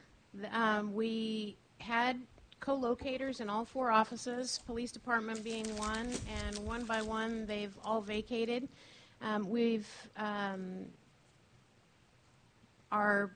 With more and more programming that we have, the after-school programming, we find ourselves with a need for those offices. But part of the reduction in revenue is about order of magnitude $8,000 from RSG for the year to rent the 2 offices that they vacated. So we only have 2 offices that we could use to rent. we have 2 offices that we could potentially rent. Thank you. Thank you so much, Marianne, for that presentation. Any other questions of Ms. C? Seeing none, we'll move on to grants. Answers. Yvette. Good evening, Mr. Mayor, council members. For the grants department, this section of the budget represents the CDBG funds. There aren't major changes in CDBG. As Tim mentioned earlier, it's money in, money out. We plan our budgets consistent with your allocations on a yearly basis. Again, under this section, we are not making changes to personnel. The only increases are the standard salary and fringe raises that have already been approved. You will see some increases in expenditures under 1718, particularly in the capital outlet budget percentage, and that has to do with carryover and entitlement and expenditures from previous years. So that's why we see significant expenditures on some of your line items. Just want to make some comments about CDBG. Our allocations were out last week. Had released our numbers, and our overall increase was about $44,500. And as you approved, that will be proportionately distributed across the activities. And an example of that is before you. It's about a 5 to 6% increase, for example. Sidewalks projects, pedestrian safety. Hopefully that helps out different programs' budgets this coming year a little bit. For administration, our increase is $8,000, so we'll definitely make good use of that in this year's budget. That's all I have for you under this section. Thank you so much. Any questions regarding the grants budget? We skipped over the graffiti. I don't know if that's what. He hit on it. No, did we miss it? Dave Randall Dave covered hit on it. Dave Randall covered the Shows how much graffiti I budget. paid attention. I'm sorry. I'm glad you brought that up, though, because we just talked about the CDBG budgets, and as Dave indicated, there's really no change in the graffiti budget from last year to this year, but in the prior year, we lost the CDBG funding, so just one of those things that it's a step backwards for us from the loss that we had of CDBG funds that helped to fund operational expenses, including graffiti. And to stay with that just a little bit longer, one of the trend lines that we all need to pay attention to is that increasingly is going to be the restrictive nature of uses of block grant funds and our inability to use that to support the general fund. In fact, the next budget that you're going to hear, neighborhood revitalization, initially that department used to be paid for by 1/3 redevelopment, 1/3 block grant, and 1/3 general fund. It is now 100% general fund. Just to be clear, the budget in Public Works is only for the graffiti removal. Revitalization does a lot of work in the public side of it and programs for the schools, et cetera.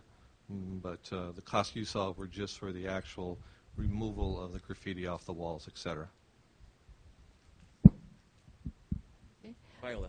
Mayor, council members, the Neighborhood Revitalization Department is projected to see a slight increase in the overall budget, starting with the revenue category.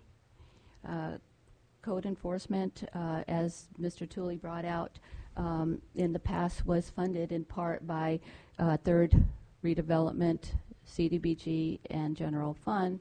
But since two of those have gone away, it's now totally dependent on the general fund.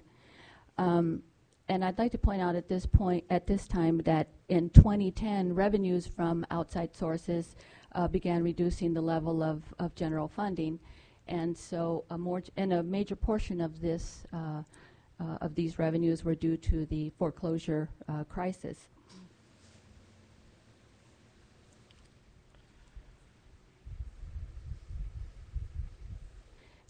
The next slide here is shows a significant amount of revenues that was received during the past 7 years. And of course, a majority of this one was from fines and penalties, and also the foreclosure. But because the foreclosure is slowing down, the revenues is a little bit. We will see a decrease. We will continue to see revenues from the registration fees, the fines and penalties, the weed abatement, and then, of course, our grant programs will still be the same for the vehicles and the waste tire. Now, this next one is a hard one. We will see a 22% increase. That's because personnel costs going up, but also because we're asking the council to consider adding 2 full-time positions to the department. We have been short-staffed since 2012, and this is due to some resignations and retirements within the department. And since then, we have been running on a staff of 5. What that means is we have divided the city into 7 service areas, and 7 service areas among 5 staff members. So that means that there's 2 staff members that are carrying a double load. Looking at the anticipated rental housing program, if that is approved, then we will be looking at doing 1,000 inspections a year. So that's going to add to the total caseload that we currently are carrying per staff member. Neighborhood Watch has continued with their meetings, which has increased citizen engagement. So that too has resulted in expectations that are relative to property maintenance standards. And so this is going to increase also the calls that we've had for service.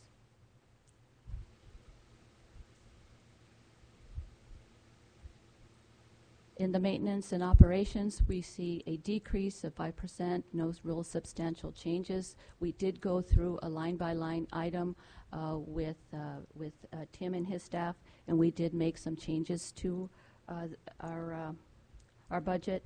$9,000 or 3% was attributed to the foreclosure reduction. And so, in summary, our department is going to continue to be vigilant in the foreclosure activity, code enforcement, neighborhood outreach activities, and if it's approved, the rental housing inspections program. So with that, I'll entertain any questions. Councilman Rigby. Thank you, Mr. Mayor. Viola, quickly, the two full-time staff positions, will one of those be specifically for the new ordinance? I was doing some math while you were kind of talking through that, so I'm really sorry. Or is that something that I think I caught, you're going to just split it up, continue to split that up amongst those that are already in the office, and everybody's going to kind of take a bite out of the pie? Yes, we're going to put one person to a service area. Okay, so it'll be broken up. And that will include then whatever rental housing inspections that are in that area will be inspected by that person. So will the department still operate in a 5-service area, or do you feel like it would go to 7?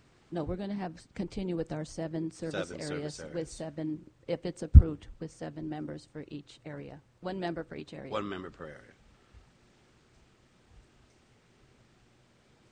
You know, on these service areas, because of that ordinance, it had, obviously stipulated that these were homes that were built prior to 1970. So would you say that there are some service areas that probably don't have that much caseload?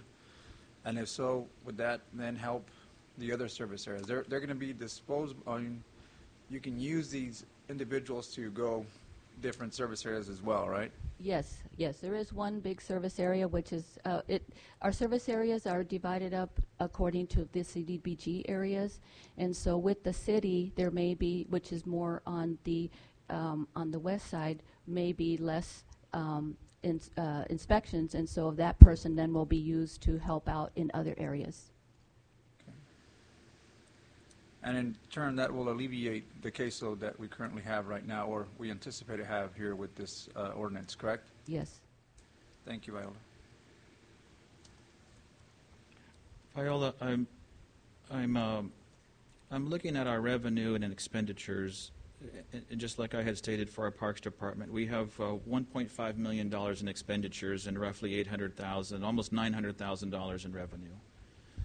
So that's a big deficit of $700,000 or so. One of the suggestions made this evening is a soft hiring freeze.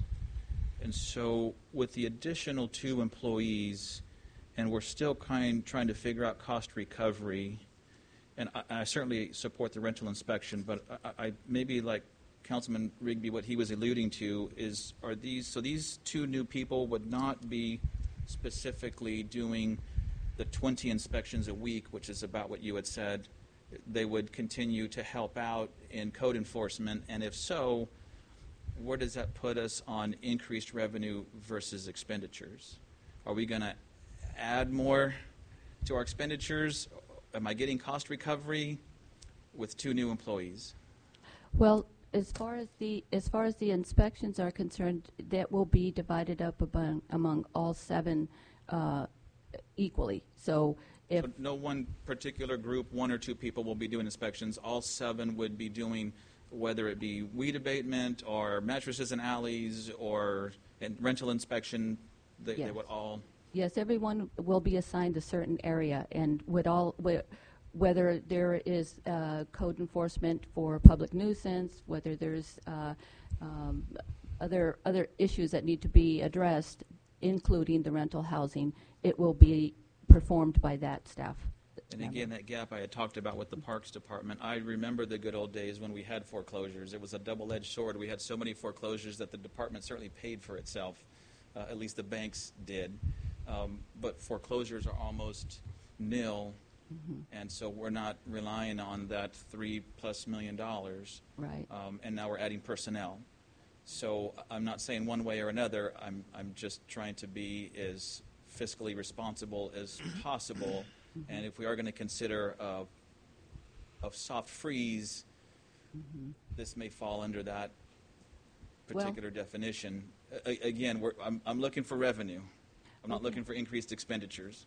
When we were looking at our budgets, and one of the things that we looked at was the fines and penalties, and along with the rental inspection program, and we expect to see over $600,000 in our estimation. In additional revenues. In additional revenue. That's what I was looking for. And again, this is new territory, some uncharted waters for us, but that's your estimation. Right. Yes. Not including what the cost would be for 2 new employees. That's correct. And we're also looking at another avenue of income, which would be the rental business license. There are estimated over 7,000 or 8,000 rentals, and we believe that there's under revenues for many of those that do have rentals but have not registered their business. And that would follow under the same umbrella with these new additions, or the RDA would be in charge of having them file for their business license that they don't have, or? Yes. Okay. That would fall under another operating cost for these new employees. It would be another task that would be added to Yes, and we do have a line item on that on the budget. as a cost recovery. Mayor, if I might speak to that. Please do. They have included $100,000 of revenue within their budget for business licensing. I see it. In reality, that $100,000 will be generated through the business licensing division under finance, but the city ordinance does call for the revenue generated from rental business licenses to be directed towards their department. So in reality, we'll be upping the work done in business licensing. Recently was approved a contract with Muni Services. We'll be doing an audit, so we are looking to increase those revenues. That $100,000 figure was what Viola and their department have estimated for increased business license revenues related to rentals. But in reality, it's not. That should not be requiring additional staff work from code enforcement. From code enforcement, okay. We had talked about this years ago. As a matter of fact, ex-mayor Brett Frazier, I think, was wanting to examine that same thing with the number of businesses without licenses in town. So there's, I think, a lot to be generated through that audit. Yeah, let's hope. Not sure if it's $100,000, but we'll see. Councilman Robinson. I was wondering about these people going around doing business without license, selling food or pushing carts for ice creams. That's another revenue source. Maybe they can inspect those people selling flowers on the block. Mm-hmm. Code enforcement has their hands full with that as well. Yeah. Yes, we do. And then you have to train for the inspection of the housing, right? The personnel. There'll be a lot of training going on. That'd be in-house training? Yes. Okay. In-house, as well as we have a KCO, which is a code enforcement training program. It's an outside agency that trains. All right, thank you. Mm-hmm. Any other questions of Viola? Thank you very much. Okay, thank you.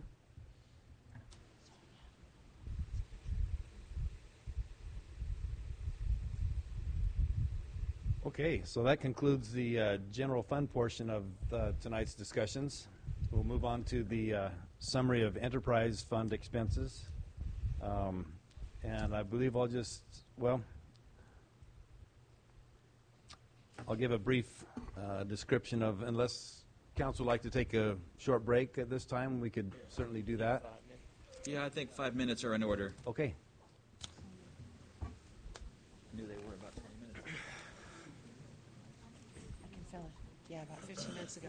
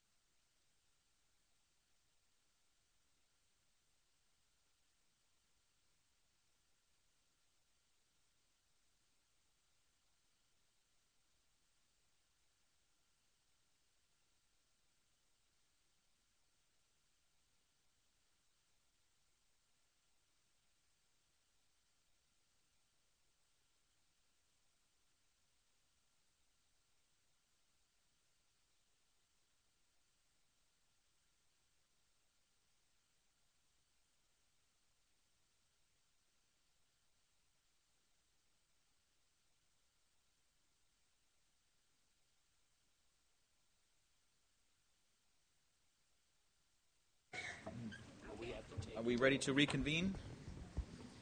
I'm ready. Tim, go right ahead. Thank you very much. We left off at the enterprise fund budgets, and we're looking at the summary here of the major enterprise funds. You'll see at the bottom right there's a $4.8 million deficit. We're not as much concerned about that in this case because all of that is related to capital outlay, major improvements that are being done primarily in the sewer fund, which Dave will talk about in detail in just a minute here.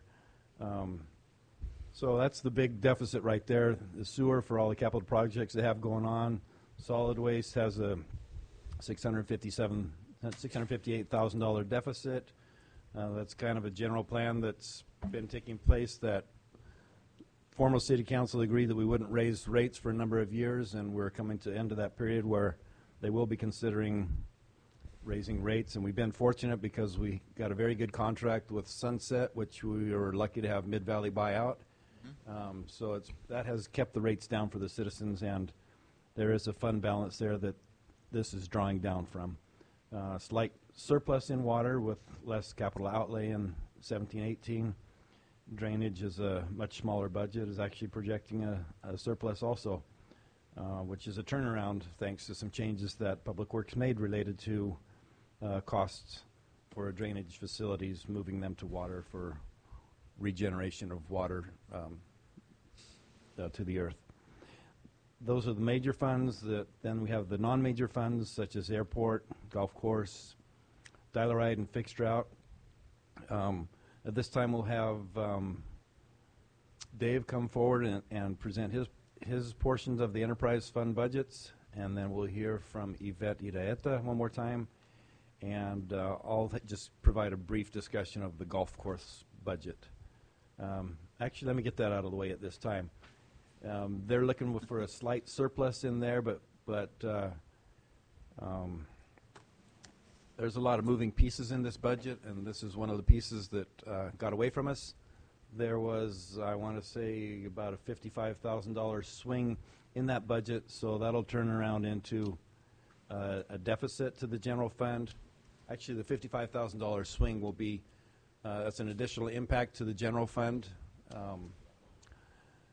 But, like I said, there's a lot of moving pieces, so also today, we found $75,000 that was budgeted for something in grants that we're not going to be expending. So it's amazing how much things balance out here. And this budget will change for the golf course. It will be shown as zeroing out, but it'll be because of a transfer in from the general fund of roughly $55,000. Was that, Marianne, was that the pump? Was there a pump issue out there, or what exactly was that? Fire? Actually, the swing in the budget has to do with us switching from Mays to Tyler Munis, and from account numbers to account numbers, and there's a duplication of about $70,000 in the revenue line items that it was showing up twice. We recognized that $70,000 today as Eric was going through looking at the budgets, and Marianne was working closely with Eric, and so that $70,000-ish of revenue was a duplication. That'll go away. Take that, add it to the $16,000 surplus, and we've got a $55,000 hit to the general fund. Just a duplication or a line item mistake is what had happened. Okay. Yes. Okay. Okay. So, and we will cover the golf course budget in more detail at the final budget presentation if it so merits. This time we'll have Dave come forward from Public Works, followed by Yvette Iraeta.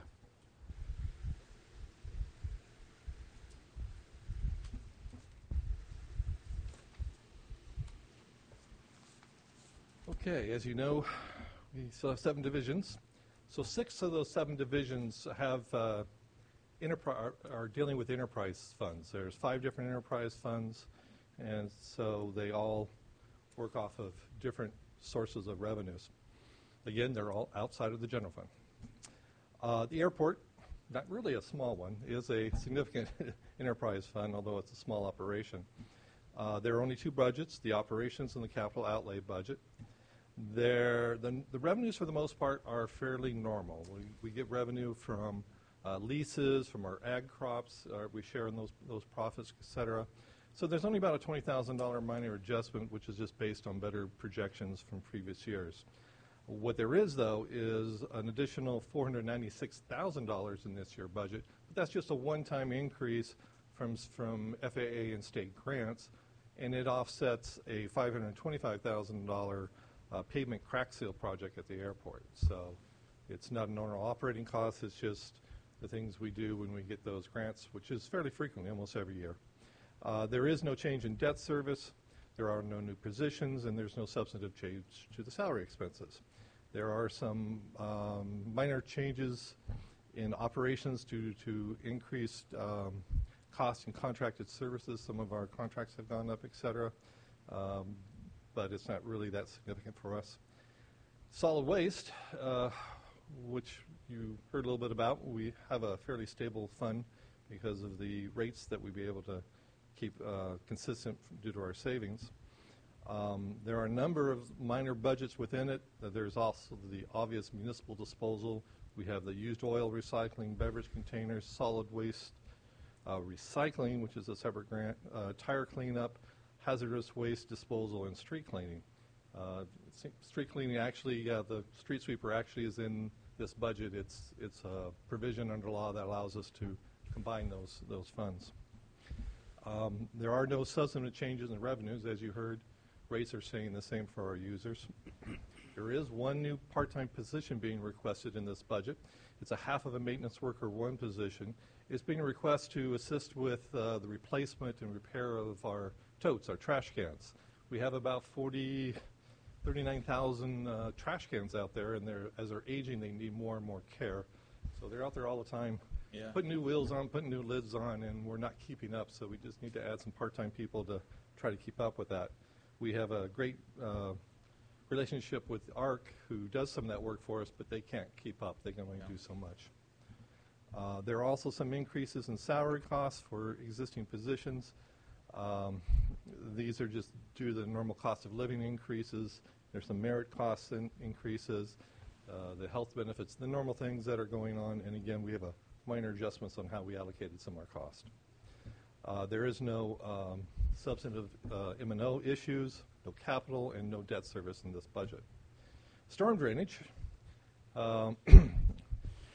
is just divided between operations and capital outlay. Storm drainage is fairly limited. There are no new positions being requested. Again, we're having a small adjustment in some of the salary costs based upon how we account for those things. The revenue, unfortunately, remains stable. There is no way to increase it. As you probably know, storm drainage fees can't be increased without an election versus a protest hearing. There is some legislation that might give us some relief, but I wouldn't hold my breath. There's no capital projects in the fund, and there's no debt service. The water, big money, right?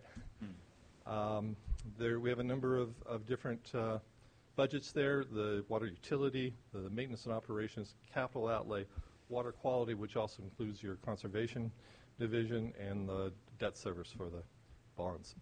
The revenue is increasing by $1.7 million. This is in line with the scheduled rate increases. There is one new part-time position being requested for the water conservation unit. This is a half-time maintenance worker one. It's to help us with maintenance work on the water meters. We now have about 13,000 meters, and they take a lot of work to keep those things constantly repaired. And unfortunately, that need will probably grow, but right now we just need about half a position to keep our head above water where we're at. There's no substantive changes in O&M. Capital expenditures, we have a number of things we're doing within the department itself. These are sort of normal operational maintenance type of things, but they're pretty expensive. Pump bowl replacements, we have some cranes that have to be replaced because of some new legislation. Chlorinator at well 15, water meter programmers, some test equipment, and about $100,000 to replace some of our larger water meters that wear out, and they're very expensive. There's also about $2.2 million in other capital projects that engineering takes care for us. I won't go into those because Keith knows all that stuff. There is no change in debt service for the water fund. Sewer. This is our larger issue this year.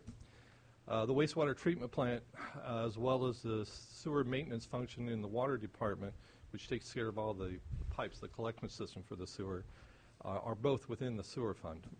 Revenues have increased by about $900,000. Again, this is due to a 9% scheduled increase in the user fees. There are some increases in maintenance and operation, particularly at the wastewater treatment plant. There's just some expenses that have gone up. A number of years ago, the city started taking a different approach. We've sort of moved away from just a proactive, wait till it breaks and then fix it, to more of away from a reactive to a proactive. I said that backwards. We're trying to manage our assets, be ahead of the game, know what our liabilities are, and plan for them, and look to optimize our costs.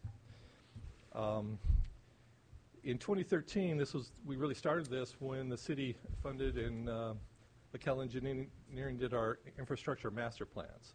So they went through and looked at all the issues that are relative to what's going on. What was wrong with our existing system? Did we have any capacity issues? And importantly, what do we need to do when we grow to coincide with our land use plan? So that gave us a basis of what we needed. In 2015, at the wastewater treatment plant, we did an assessment. We hired a firm to come out and look at all the equipment, look at where it was, how likely it was to fail, et cetera. And it was startling. But we started trying to figure out where exactly we were. In 2015, we also adopted new rates. Luckily, the public was fairly receptive, and we had, for the first time, rates that included money for replacement of equipment and infrastructure and doing some of the things that we know we needed to do. Some of those numbers were sort of soft because we didn't have really good data. We didn't have a lot of the information on our infrastructure. So we had to use industry standards to sort of approximate them. So we're working towards that, though. In 2016, the council approved and we began the infrastructure assessment study. This is a 2-year program that is looking at all the sewer and water distribution systems and collection systems and looking at what condition they are. We had just started this when we had the Schnorr failure, and that sort of highlighted the need for this, that indeed we do need to know where things are. This first year we've sort of begun that, and next year will be the end of it, which will then give us a lot better idea of what we're looking at in terms of deferred maintenance and liabilities. Also in 2016, we developed a list of essential repairs that need to be done at the wastewater treatment plant. It was based off of what we did in 2015 and some operational issues that we were identifying. And these are critical issues. These aren't just nice to have. We're not painting the fire truck, we're putting wheels on it. And so we did that, and we also put out bids to start actually the first project, and we hired an engineering firm to help us actually put out the rest of these items. They're large capital projects. It takes a lot of bid spec preparation. Let's get that out there. And some good engineering knowledge to get it correctly. And so they're going to manage those projects for us and get this done. And we began that this year. We actually have completed the very first part of it, which was cleaning a digester 1. And in this next year, we will complete these essential repairs. Now, this is the bad one. That's about $4 million. Yeah, ow. Yeah. Chokes me up. But what we're doing there is we need a new well at the wastewater treatment plant. We normally have 2 wells, one for backup. One's completely failed. The other one is on its last leg. And so we're having to develop another well. The digester cleaning, we have 3 digesters. As I mentioned, we began the cleaning of 1. The other 2 still need to be done. We have 3 primary clarifiers. All 3 of those are having to be rebuilt. The centrate line has to be replaced. I won't bore you with what that is, but it's necessary. And then, of course, there's a lot of cost involved for the design and some contingencies. So it'd be fair to say, Dave, that if we were reactive and waited for these things to fail, we may save a little bit of money now in the short term, but pay a whole lot more than this down the road. You'd probably be you might be looking at another digit. Yeah. Okay, I'm sorry, continue. So also in our collection systems, we have some sort of more operational type of things being done by both our staff and by engineering. That includes some manhole maintenance work, some rings and covers replacements, completion of that sewer system assessment, videoing. You can see this is a pretty big number. Videoing of the sewer system. It's real important to figure out where those things are so we don't have those Schnorr avenues. We have a part of the line from the lift station down to where we had that failure. We have a project to do some repairs there. We have an upgrade to the fairground lift station. And then we have a piece of some software we're trying to put into place, which is a computerized maintenance management system, as well as an asset management system that takes all this information at the wastewater treatment plant that we've generated and puts it into something that makes it more effective for our people to make sure we do what we're supposed to do. And then the $4 million we just previously discussed. There's currently 9 people assigned to the wastewater treatment plant. We have 2 vacancies. Let me back up. We have 2 vacancies. We're currently doing backgrounds on 2 candidates. It took us 3 recruitments to get to those 2 candidates. It's not easy to find people, but we do have 2 potentials, so we're hoping to be back to full staff. However, this has been an ongoing problem of wastewater treatment plants, is that it's a lot of work, there's a lot of equipment, it's a lot of operational things on a daily basis, never to mind the issues of maintaining equipment that is running 24/7. There were studies done in 1972, 2007, and more recently this year that indicate you just need more staff to get this done. This year's, they use a program that's sort of nationally recognized to quantify some of those numbers. And basically what it told us is the existing 9 positions only gives us enough staff to do normal operations, but no time left to do any maintenance or preventative maintenance, which is not a good outcome. So that brings us to the big ask, is we're asking for some new positions. We're asking specifically for 1 new lead operator, 2 operators, and a half a maintenance worker. All these people are basically focused on maintenance activities and those type of things. We're using a half a maintenance worker to take some of the non-technical stuff and take it away from staff that we're paying a lot more money to do more advanced work. And then we're also asking for 2 operators in training. The market for wastewater treatment plant operators is very, very tight. Even though we may be in the median in terms of what we pay our employees, it's very hard to recruit unless you're in the very top percentiles of the market.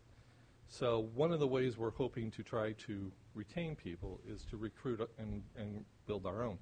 It takes 2,000 hours for someone to work at a plant before they can test and become a certified operator.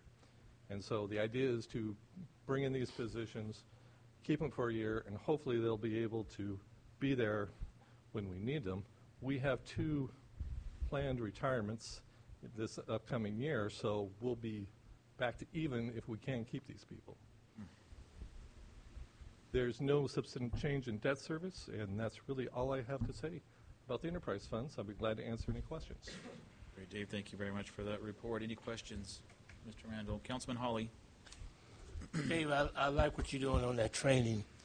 You know, I think that's looking ahead, because we don't know what can happen in the future with anybody, but it's good to have somebody in backup just in case, because I've always known these are key positions. I've been out there to look around, and I wouldn't want to do it. Yeah. So for those who put in for those kind of jobs are special people, especially a 7-day-hour, 24/7 job. So to know that you're training folks to get ready for those who might be retiring, I think the city is really doing a great job in that avenue. Thank you. Thank you. Thank you very much. Any other questions of Dave? Doesn't look like it. Thank you very much.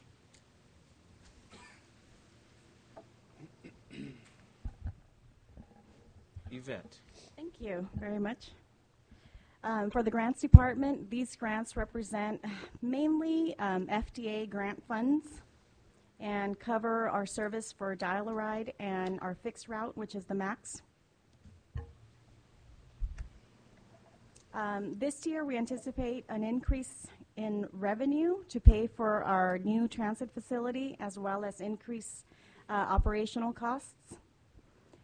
Contracted services will definitely see an increase given the anticipated route expansion to the Madera College. The contracted services is First Transit, and they absorb about 50% of our budget.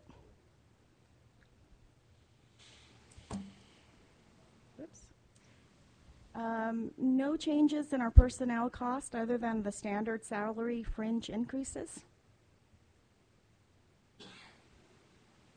For capital outlay, currently our transit facility's estimated cost is at $5 million.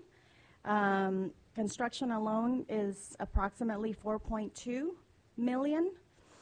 This keeps going up every quarter, it seems like. Fortunately, we cover these increases in the budget with grants. So I am looking into increasing our revenues from FTA for the additional $1 million that we haven't budgeted. Also, we are in the process of purchasing 4 new buses. The cost is approximately $155 each new bus, and these 4 buses are funded by FTA. So, FTA, Federal Transit Administration. So again, FTA increases for operations and for transit facility. Typically, on an annual basis, our operations increase about 5 to 7%. This year, we're projecting a 10 to 12% because of the expanded route to the college.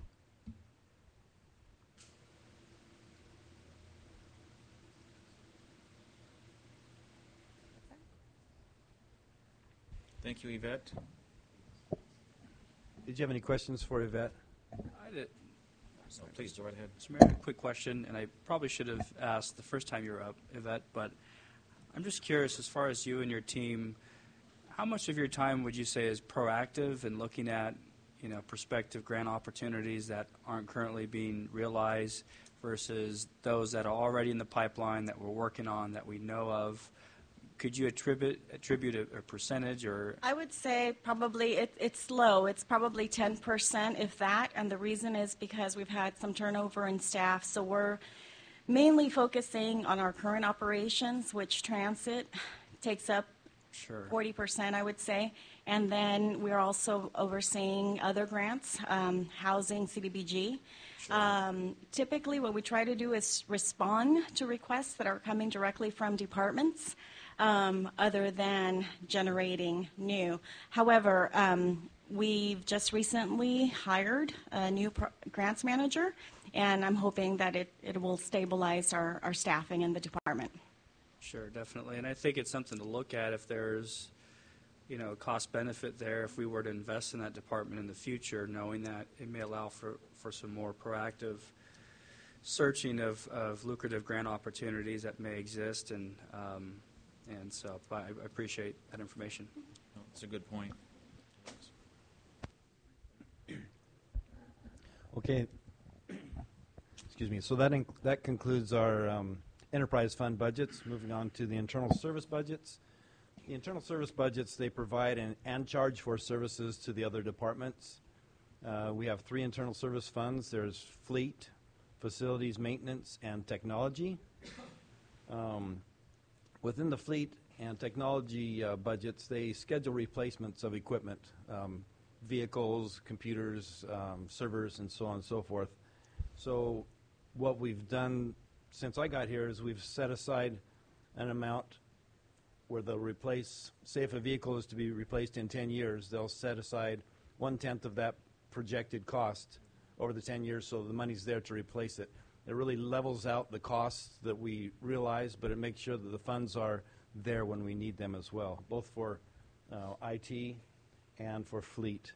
The budgets fluctuate with replacement activities, so as you're setting aside a level amount each year, some year you spend a lot more, some year you spend a lot less. So you should expect to see there to be surpluses or deficits in those two budgets at least. So there's a $81,000 deficit projected for the 17-18 proposed budget, but again, it's due primarily to the replacement of equipment. You'll see that facilities maintenance zeroes out. There's a slight surplus in fleet, so they're apparently not replacing as many vehicles this year as they might be in other years. And then there's a deficit in the technology funds. So this time I'll call up Randy Collins of the, he's a fleet manager, and have him give his presentation. After that, he will be followed by Dave Randall, and then followed by Mark with IT. Good evening. Fleet really has two parts to it. There's the fleet maintenance and then the fleet replacement. And in the maintenance side, there's not a whole lot of changes there. It's pretty much status quo there. I did put in a little bit more for some training, which really helps us with the increased efficiencies and stuff, where we're replacing the right part the first time, those type of things, where we don't spend extra funds there. So not a lot of changes there. On the equipment replacement, the first item here is kind of the one that's come up in a lot of these other discussions, these other departments, is we reinstated the general fund department replacement fees. So this is what we charge them every year, their portion to replace those vehicles. Last year we didn't charge that to help with the budget. And so this year we've reinstated that, and I know a lot of the general funds have mentioned that in their presentations. So that's where that line is there. So those fees are going up a little bit, obviously with inflation and prices of vehicles and new technologies there. And there are quite a few vehicles with expiring CNG tanks, so there's vehicles there. And then the other thing that's air quality, they're always mandating turning over to new equipment also, so new cleaner burning engines. So there's kind of mandated there that kind of put us in a bind where we got to go ahead and replace the equipment that we may or may not want to do, but air quality is mandating that. So those are the changes there in the replacement fund. So any questions on that? Thank you for that report. Any questions? The transfer in from the general fund, Randy, that was the 4355 first line item for 57,000. I missed that.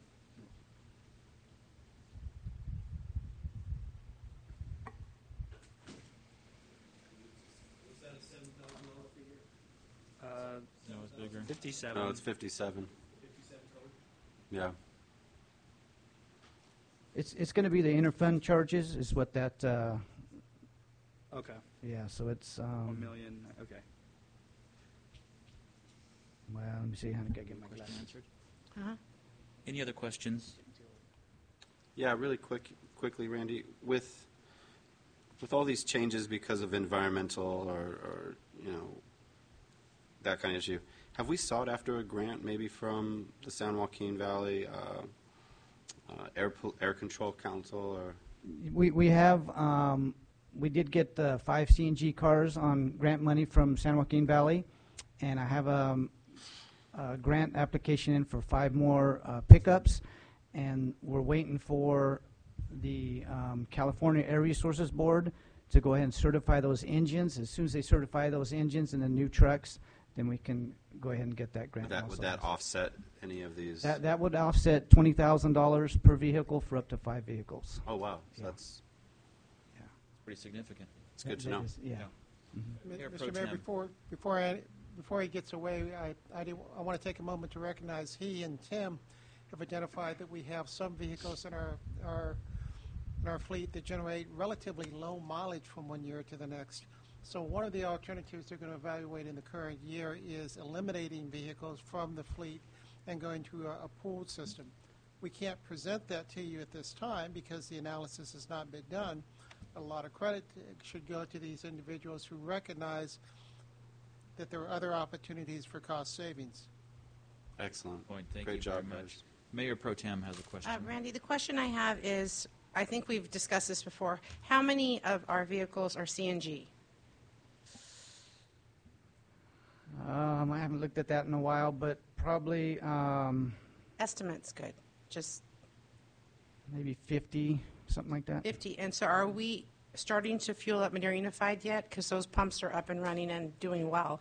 So we're looking to save some money and pinch some pennies here. That would be a great savings for our city. I'll have to check on that. I don't know the answer to that, but I can find that out for you. Thank you. Great. Thank you very much. Any other questions? Thank you very much. Thanks for that report.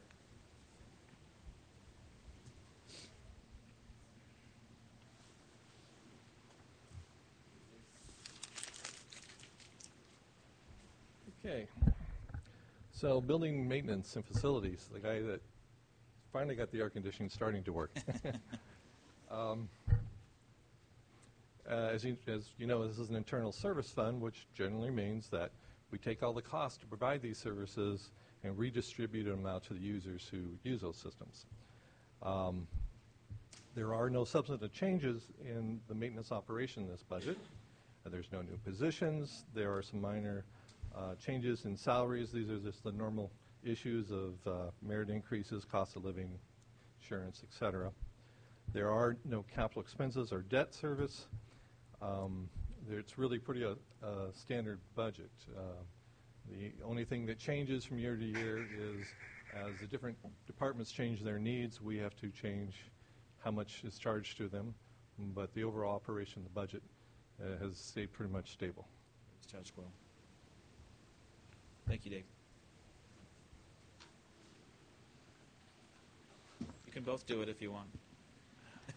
Okay, if we're ready to move on to technology, Mark, our new our IT director, we basically are giving him a pass this year because he came in so late in the game, and Ted had a comfortable budget for him to inherit from last year, so we left the budget pretty much the same. So his presentation is going to be pretty much status quo, but he's already got a lot of good ideas that I'm very excited to hear. Right. Mayor, Council, the overall status of the budget is unchanged. Like Tim said, right now I'm in the process of a thorough network evaluation. Ran some software on the network, checking all the servers, switches, everything for utilization, instead of just looking at replacing an item because it's old. Can it be reused? Does it need to be replaced this year? Can it go another couple of years? Is it out of warranty? Is it end of life? Its life cycle? So really I'm looking at opportunities to increase performance and at the same time consolidate equipment, repurpose hardware, and eliminate unnecessary expenditures. And personnel costs have remained static. Do you have any questions? No, I appreciate and like where you're going with that. All right, thank you. New and innovative Wait till ideas. next year. Thank you, Mark. Next year is guaranteed to be exciting in technology and IT. What was the points? One of the points I was going to discuss, something that you and I had discussed, Mark, as far as the budgets. I've lost it, but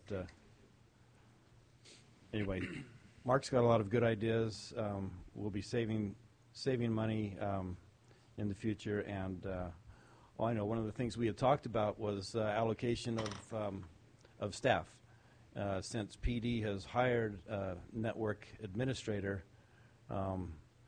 with Measure K funds, we might want to look at maybe shifting Kevin's time. Kevin spent a lot of time working for PD in the past, so still need to oversee that with Mark's staff, but there may be an opportunity to just shift some dollars out of the general fund because of the Measure K hire and because of, if we repurpose Kevin and use him in other areas. So just a side thought.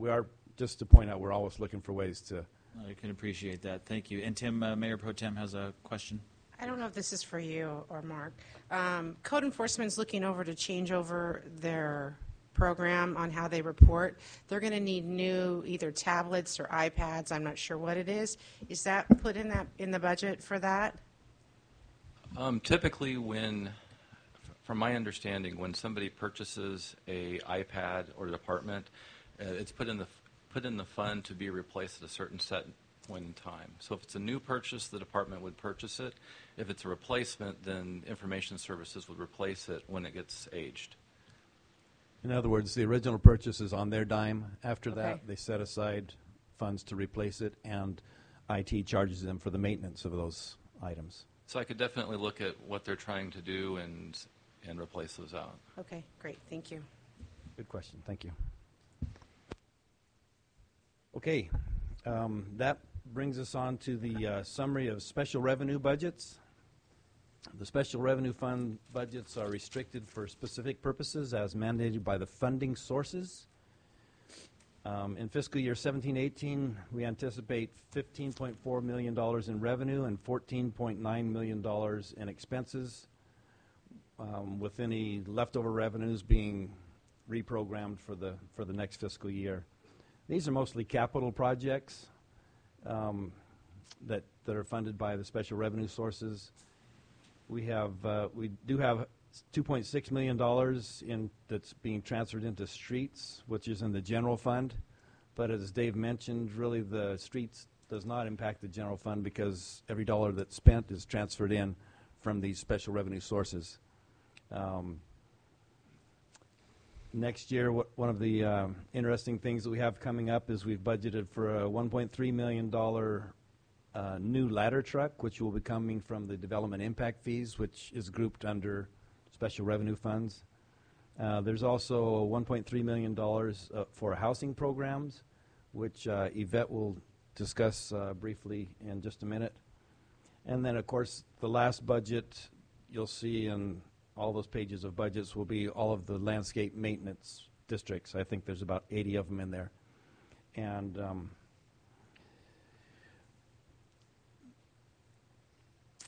this is the summary of the major special revenue funds.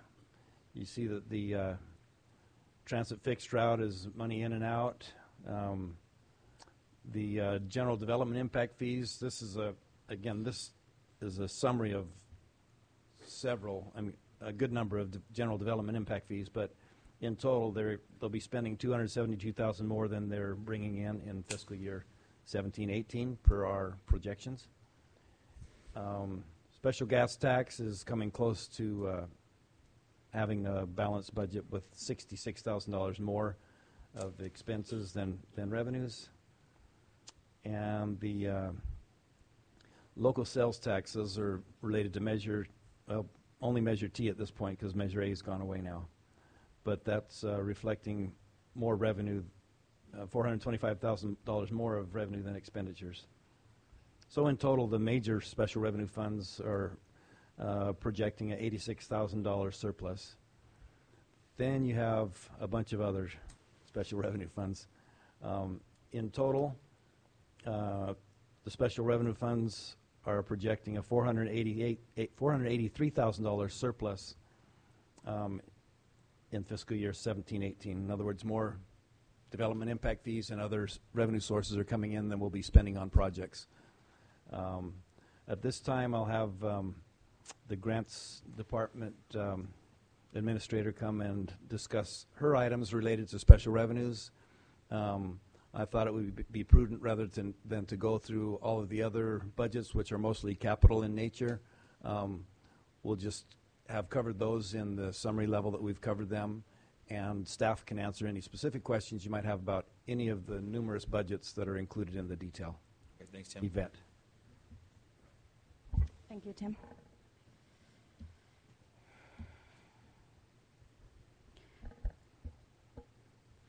Okay, no significant changes as far as revenues and expenditure. As we complete a project, we draw from the awarded funds. So this doesn't impact general fund. It doesn't change our budgets. In the department, again, we have no changes in personnel for this coming year. I just wanted to point out that grants has the potential to fund an additional part-time position if we so choose and it's approved. This would be funded under Cal Home and home grants for the most part.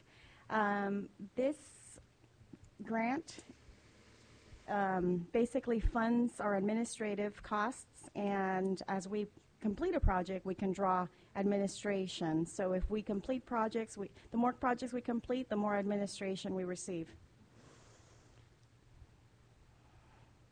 We have applied for a home down payment assistant grant. Currently, we're completing one final project. There will be no funds unless we receive the home grant this year. There's no change to the Cal Home Manufactured Rehab line item.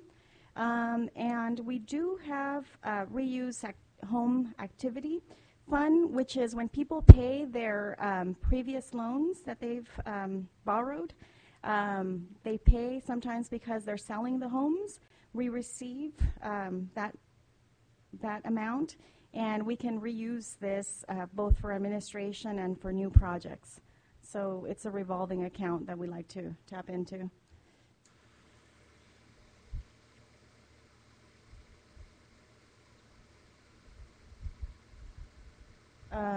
This was just to point out that we haven't included an additional $17,000 in administration for the home.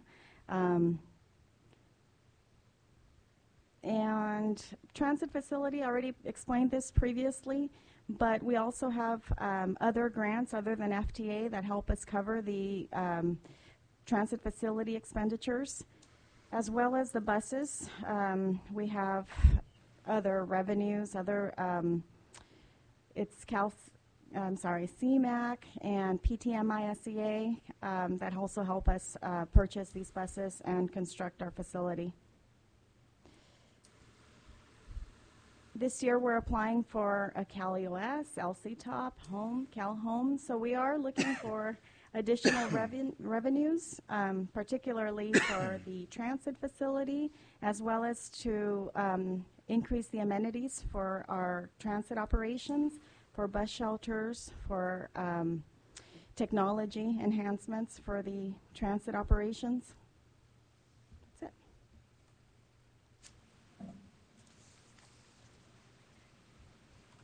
Any questions? Councilman Rigby has a question. I do. Are those the bus shelters? Are those, is that what we're building over at Freedom Park, or are these bus stops? At bus stops. Bus stops. And are these new, or are we refurbishing ones that we've already put in? No, they're new. They're the new ones. Okay. Yeah, I'm we're aware of receiving those. 21 new ones Right. for this year. Yep. Perfect. Thank you, Yvette.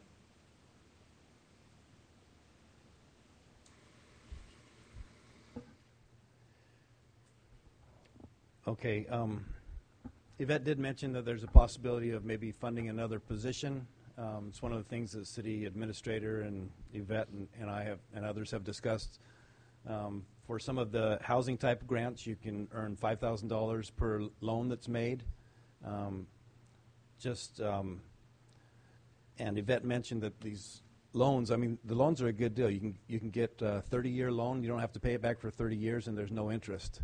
So when somebody sells this house, before the 30 years is up, then the money comes back into the system and you loan it. So we'll be looking for opportunities to improve the housing market in Madera through the use of such funds, and we may be able to shift some staff from the general fund into the grants to help slightly with the general fund. Now, Tim, I'm sorry, I had heard earlier, maybe Yvette, you said that when we get this money back, we can use it for continued grants and administration, or are we utilizing that money again for the same purpose of down payment assistance? It has to be for the same purpose, for rehab or for down payment assistance, but we can get a portion for administration. Okay. That's okay. Thank you. Just Councilman Robinson has a question. Yes, I attended the League of California Cities, and they had this person that was sponsoring, and it's an agency, right, called California Housing Financing, and they finance single-family or multi-family homes, and they do first mortgages for first-time homeowner, low and moderate income, and you can do tax credit projects for multi-family, and offer long-term loans at low rates, and I can get you that information. That sounds similar to the programs that we have in place, but yeah, please get that over to me and to Yvette. We'll make sure that we're not missing out on some opportunities. Okay. All right. Thank you. Yeah, thank you for that, Councilman Robinson. So if there's any questions on the remaining special revenue funds budgets, staff or this staff or the other staff would be happy to answer any questions you might have. As mentioned, I thought it'd be best in our best interest, rather than to go page by page over those couple hundreds of pages, just to leave it at the summary level at this point, and we'd be happy to answer any questions that you might have at this point. So far, any additional questions at this point? Doesn't seem like it, Tim. Okay, if there's no additional questions at this point, then let's go back to our discussion of how to balance the general fund budget. Tim, why don't you take us back to that summary slide? Let me start by asking, virtually everything is on the table. My sense is the main event is the general fund, but are there any other funds or any other activities of the city you'd like to go back to first? Maybe there's a question you wish you had asked, but you didn't get a chance. Is there anything else you want to return to? Mayor Pro Tem would like to address that. I had a question, Mr. Tooley, on overtime. I looked at the overtime that in all the departments, and it came out to $519,000 in overtime. And I know we need it for emergency reasons in some areas, but to me that's a lot of overtime when we're paying our employees to do their jobs and get the job done. And I know when we have like a break and schnorr, I get we need the overtime for that, and we have an emergency for this. But to me, that's a lot of money in overtime. I look at other professions where it has to be approved to have overtime because, again, just like our fireworks, it's a holiday. We're paying a lot in overtime. Mayor Pro Tem, if I may, I'm assuming that's just in general overtime, not any particular department, all departments combined. Okay, yes. Thank you for that. So while you didn't ask a question, I think the intent of your observation is that that's something we should take a critical look at. That's a good catch, and we will. Mm-hmm. Mm-hmm. Any other questions before we move forward? Councilman Robinson. Yes, for the, he was talking about the, in the vehicle, CNG tanks. Are they like propane tanks or compressed gas, huh? Okay. So that's compressed natural gas, CNG. So that's, pretty reasonable in mileage for, instead of just gas. Yes, not only is it reasonable as far as mileage, the cost of fuel goes, but with the air control district paying us $20,000, it significantly cuts our costs. It's a little more expensive to convert the pickup trucks, which is what we're in most need of at this point, but it still is a good savings to us when we can purchase them using the $20,000 towards each vehicle that we purchase. Okay, and then the, I see a lot of trucks going by, like for checking on seeing who's violating the water usage in the yard, and they're just regular trucks, right? So I'm wondering if instead of using a truck, GM, they can use like an electric vehicle. Would that save on, because they're going down all the streets in the city, that's miles upon miles. That's something that I'll definitely consider and discuss with Randy. A lot of that will depend on the department's needs, and if they see that they need to have a shovel in the back to dig up and fix something, they may need a pickup truck. But like redevelopment, they drive around in vehicles. Also, If I can answer to some of that, like in the Water Patrol, a lot of the new vehicles we buy in there are hybrids. Oh, okay. So that is, and smaller vehicles. We're really working hard and making sure we're sizing vehicles properly so we don't have these big trucks running around with one shovel in the back. If they only need a big truck, we're trying to do that. So as the fleet is overturned, we're trying to do those things. Electrification is something that takes, you have to have structure for that. You have to have charging stations, those kind of things. So that would be something we'd have to address as a whole, package, I guess you would call it. But as far as just individual vehicles now, we are trying to do the hybrid to do those things you're talking I'm about. trying to look at little things that, just accumulate and just add All, to the cost. they all add up, yes. Yeah. Thank you very much for addressing that. Councilman Rodriguez has a question, Mr. Tooley. Yes. David, at the beginning of the presentation, I noticed that, we're going over the general fund expenditure history. Now, in looking at some of those earlier years, I noticed that, the budgeted expenditures and the actuals, varied, maybe anywhere from 8 to 5%, and now we've tightened that. What are some of those variables or unknowns that go in between the budgeted and the actual? What are some of those things that are out there that we don't catch, and then we finally come back to see that there's probably a surplus or what have you? I think initially you had mentioned that there's a 2.5 million, now we're down to 1.63. So what are some of those unknowns that are out there? Through the chair, we're a service-based organization, so the majority of our costs are captured in terms of personnel expenses. So during the course of the year, we're going to have a certain amount of turnover. So hypothetically, if someone is at the top step of their salary range and we hire someone at the bottom step of their salary range, there's obviously going to be a cost savings. When we prepare a new budget, we also assume that everybody's going to take the most expensive health care alternatives that are available for a full family. Often we find out that that's not necessarily the case, and so there'll be savings in that area as well. As you're aware, we will pursue grant funds during the course of the year. So during the course of the year, and Mary Ann identified one that looks like it's going to be a go. It adds an additional $40,000 in terms of our ability to offset general fund expenses, so that's an immediate capture as well. We're also going to be pursuing COPS grant funds this year. For each police officer that you're awarded a grant for, there's $125,000 over a 3-year basis. Hypothetically, if we were successful and we got 3 positions under the COPS grants fund, we would offset our police department budget by $125,000 a year. All of those are examples that push us above or below the expected expenditure revenue line. And again, this is one of those lessons that I share with council members fairly often. A 1% swing in a $40 million budget is $400,000.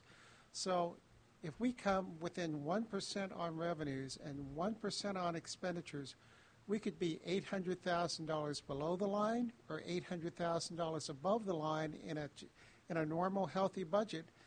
And, I never got a 99 or 100 in any of my tests, but if I got a 99, I figured I was having a pretty good day. Yeah. Well, 99% on our test is close to $1 million. Yeah. You brought up an interesting point as far as the contributions to the health benefits. So how early on in the year do you project certain amounts, and how late in the game are you know for exact that this is the amount that I need to actually budget for? If you're talking about the rates that are charged the city, those are adjusted on an annual basis. And Wendy, you're going to have to help me with a timeline on that.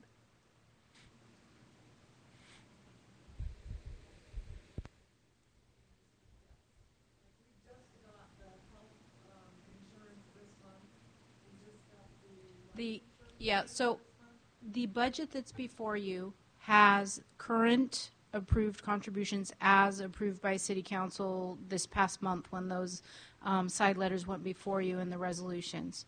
What David is referring to is if a position is vacant, we budget for the maximum exposure. you may have a situation where then when you finally do hire someone, maybe they're at two-party or maybe they waive insurance, and so it's a lesser amount. So there's no specific timeline where you know you're going to capture those savings. It's the point of time where you hire someone and they enroll, and then you find out. We don't get to screen for that on the application. You know, we'll take everyone that waives as opposed to those with family enrollment, right? But that wouldn't be a really big, it wouldn't constitute a really big number then. The difference between family and waivers over 20,000. So depending how many vacancies you had when you were budgeting, it could be a significant number. And at any given point, might I ask, on the average, how many vacancies the city has for the general fund? Specific to general fund, right now, not too many. I don't know how many we have, but I know within your prospective budget, I think the only unfilled positions are either in public safety or code enforcement. So there's not a lot of room to make other kinds of adjustments. Wendy, my question was, what is, and maybe I misunderstood the council member's question, but we get rate quotes on an annual basis. When do those take place in relation to our collective bargaining process? Rates come in May. Our collective bargaining agreements are generally on follow the fiscal year. They don't have to. They do right now. Okay, so that was the answer I was searching for, council member. Okay, great. The original question, I think you answered the first time around. That's what I was referring to, but thank you, David. Appreciate that. If there's no other questions, we will have Mr. Tully continue with his presentation. Is that where we are? David, can I point out something, Mr. Tully? This year, you asked how we're coming closer to budget. So we're actually looking at people that we know will be filling positions, primarily Measure K employees and other people that PD is looking at to hire. And we are dialing that down to the level of health benefits, health benefits that we know that those positions will be requiring. So that's just one way that we're trying to dial in closer to budget. And Mr. Tully's exactly right. The big gaps in the past have been when we were unable to fill a lot of positions, primarily PD at one point in time. But what we don't want to do is say, hey, we saved $500,000 last year, so let's add 2 positions. Then all of a sudden you've got all those positions filled plus 2 more, and you end up with a big deficit. Yeah. So let's use that as a segue to the next portion of our discussion. We're in the process now, particularly on Measure K, we know who we're going to hire. So we're able to drill down pretty precisely on what those personnel costs are going to look like. What that means is there's even less wiggle room in your expenditure plan than there has been in previous years. We're able to be more precise about what we put in front of you. So whereas in past years, we might be able to close a budget gap of $1 million to $1.4 million, I'm going to tell you that it is highly unlikely we're going to do that in the future. If you give me an operating loss of $500,000, there's a reasonable expectation I can close that. You start going much above that, you're essentially assuring that we're going to have another operating loss. So I think the discussion you have this evening is how much risk you want to take in terms of the budget that you see in front of you. What you see on the screen, the $1.63 million, is basically a structural deficit. It's not a miss. It's not a one-time thing. It's a structural deficit, and you should expect that to get progressively worse unless we begin to address that. There are a number of alternatives in front of you. I won't go through them in detail. I'll answer your questions, but I will say that a soft hiring freeze is not a management plan. It's a coping strategy. It's management by chance. Councilmember Oliver retires. If it's a critical position, we're probably going to refill it anyway. If it's not, I'm not making a decision based on the needs of the city. I'm making a decision based on chance. That's not my favorite approach.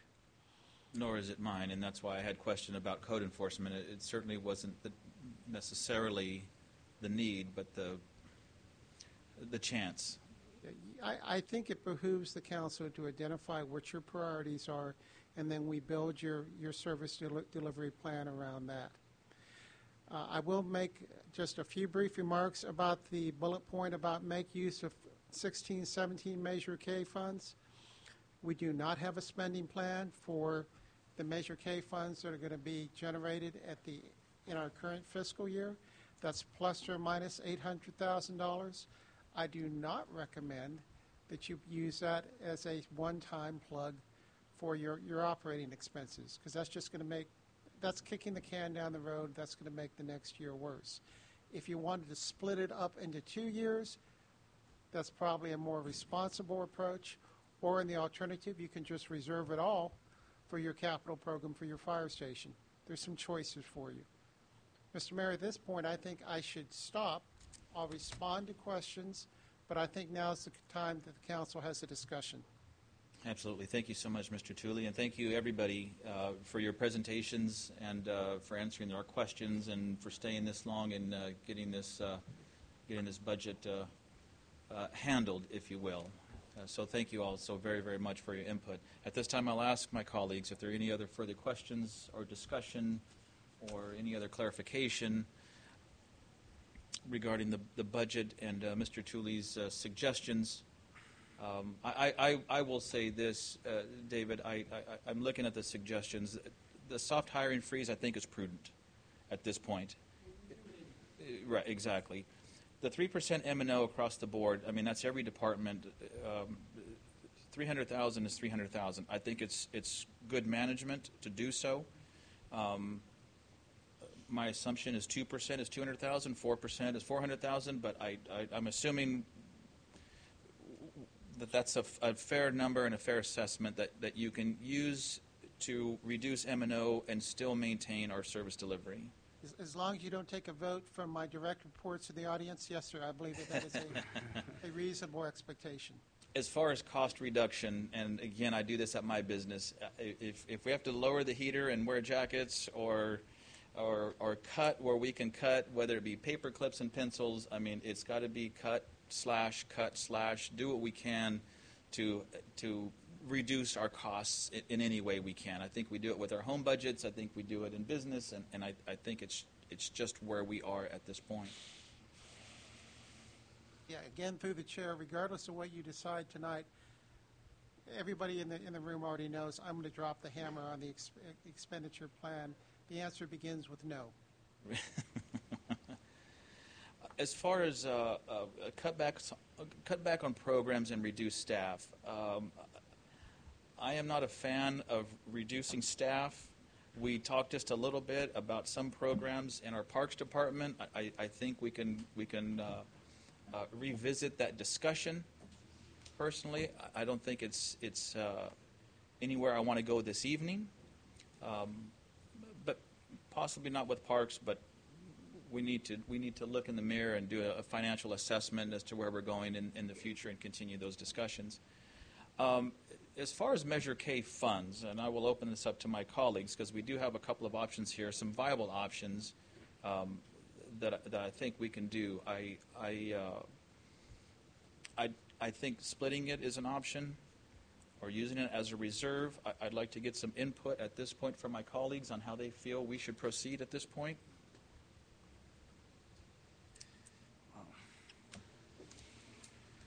Councilman Hawley. Yes, Mr. Mayor, I concur with you. I would think that it needs to be split in the 2 years of the 400,000. I don't think we should all be used at one time. As far as looking back at cutbacks, I'm not a fan of cutting or reducing programs because they've been cut enough. And if we cut any more, we're really going to have a bad year. So what I'm looking at, I concur with what I see in front of me. Thank you, Councilman Hawley. Mayor Pro Tem Gallegos. Mr. Tooley, my question is, you're talking Measure K funds to be used for what? I'm not real clear on that. Public safety. Okay. The promise we made to the public was for public safety. What Chief Frazier put up for the lieutenants, the police officers, dispatch, all that. Is that what you're Those talking? Measure K funds are coming in next year. You're going to have some collections in the current year, and again, this is a policy issue for the council. As long as you use it for public safety, even current expenses, because part of what's happened is we've lost some cops grant funding, if you use it to backfill that or some portion of the fire contract, I believe it to be consistent with the promise you made the public. We said public safety. And then you talked about using it all as for capital for the new fire station? An alternative is that you can reserve it for the new fire station or other capital that the police and fire may need. Your trade-off is, do you use it for operations right now, or do you save it for future capital? Got it. We started collecting April, second quarter of the month, which is our last quarter of our fiscal year. So that's why it's going to be in the 16-17 budget. But it will definitely be used for public safety. It just falls in our last quarter of our. And it's actually kind of one of those odd moments. We had the aha moment where we went, oh, we haven't made a plan yet for that portion of the money. Right. So yeah, just to be clear, it's still public safety money. It's just the when and where, if you will. Right. That's what I needed to hear. Councilman Oliver. Yeah, I think that answered my primary question, just to confirm that that's where it would be designated. And of course, we would see some level of expenditure plan to go with that money if we were to go half and half, so to speak. And I would be open to that $400,000 for public safety purposes. I wanted to thank staff for racking their heads and for the team working together to find any and all corners that can be cut to maximize as much savings as possible. And I realize that this is a very difficult exercise. It's one that's not easy every year, particularly this year, especially with the prospect of elimination of funds like COPS programs. And I'm just curious, though, looking at the structural deficit, I'm in agreement of the recommendation on the 3% reduction in M&O costs, but at one point, do we cross the bridge to look at other reductions? Is that going to be done up here, or are we going to direct the team to come back to the table to say, worst case scenario, if we have to come back with a 3% reduction, which may yield $1 million in savings or so, or I'm not sure exactly on the math, at what point do we cross that bridge? Because I'm not sure how we bridge that gap in the meantime. Right. Councilman Robinson. Yeah, I think the thorn in our side is CalPERS and health. It's going up in percentage-wise, and that's the elephant in the room. We had a discussion years ago about contracting services, again, with Parks Department. We were contracting services for our landscape maintenance zones and things of that nature, and the decision was to hire within, create jobs, and bring it in-house, if you will. But I got an overwhelming theme this evening on contracted services. And so that discussion may need to come to a head again into who and what will we continue to contract out and possibly more in the future. Mr. Mayor, just as a point of reference, there's a fair body of case law now, as well as an AG's opinion, that it is not a management right that we can determine that we want to contract something out as opposed to do it in-house. It is clearly a collective bargaining issue. Understood.